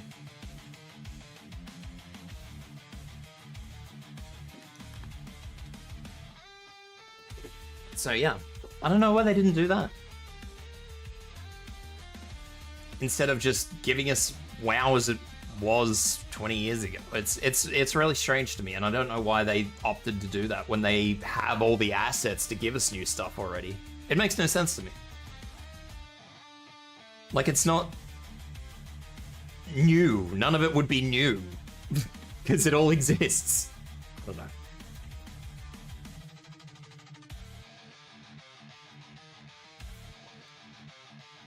I don't know. It's weird. It's crazy. And I don't understand it. I am enjoying it though, minus that particular whole massive blaring aspect of the story. Oh, that's not what I wanted. That's what I wanted. All my things fucking moved. Alright, that's better. Yeah. Had an issue. Had a hiccup. But yeah, I've been really enjoying it. It is nostalgic. It's scratching an itch. I don't know if I'll stick to it. I want to stick to... I shouldn't say I want to stick to it. I'm not sure I have the time to really continue to play it, and there's a lot of greed going on in the server, so... Like, there's... On the server I play it on, this is just an example, okay? On the server I played on when I played World of Warcraft, there was a particular helmet where only one person on the server had the blueprint for it. Only one person. This man could have charged whatever the fuck he wanted.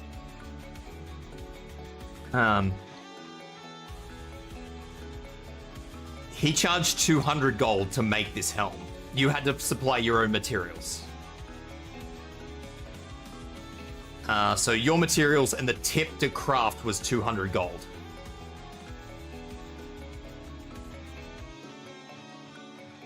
On the anniversary server, there is only one anniversary server. I saw somebody asking to make the helm with your materials for 2,000 gold. Now, I'm going to be honest with you. When I played World of Warcraft Vanilla back in the day, I didn't know anybody that had 2,000 gold. Ever. I don't know where that 2,000 gold even... in Vanilla, I don't know how you get 2,000 gold.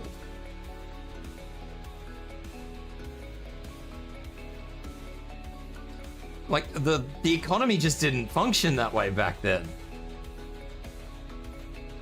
I mean, if you threw enough stuff out there, you could probably get away with it, but I didn't know anybody who had that sort of money.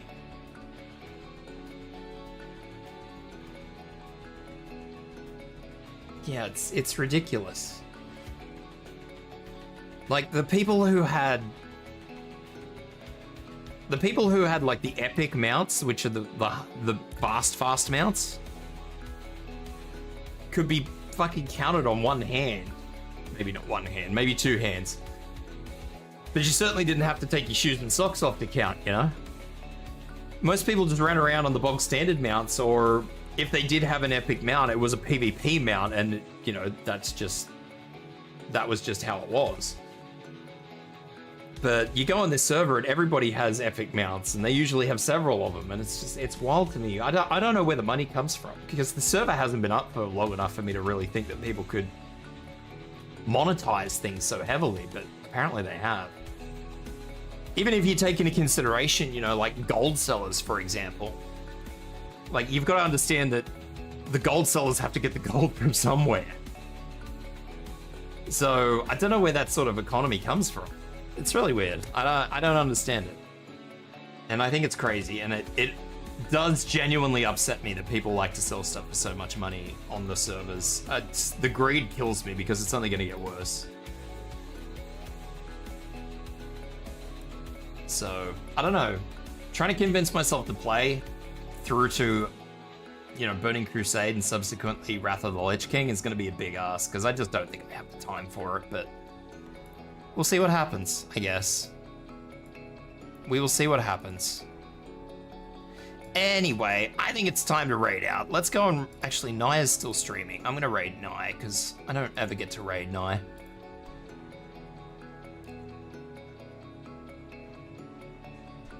So we gonna raid Naya. What is Naya doing? She's doing Honkai again. She's always doing Honkai.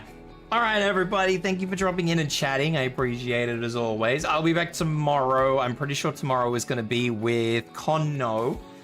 And Conno will be picking what we play. So I don't know what we're playing. But yeah. So thank you, everybody, for dropping in. I appreciate you all as always. And yeah. Welcome in all the new guys. Hope you all have fun. Don't forget to look after yourselves after stream. Stretch, eat, hydrate. Definitely hydrate. And have a good day, everyone. Take care. Bye-bye.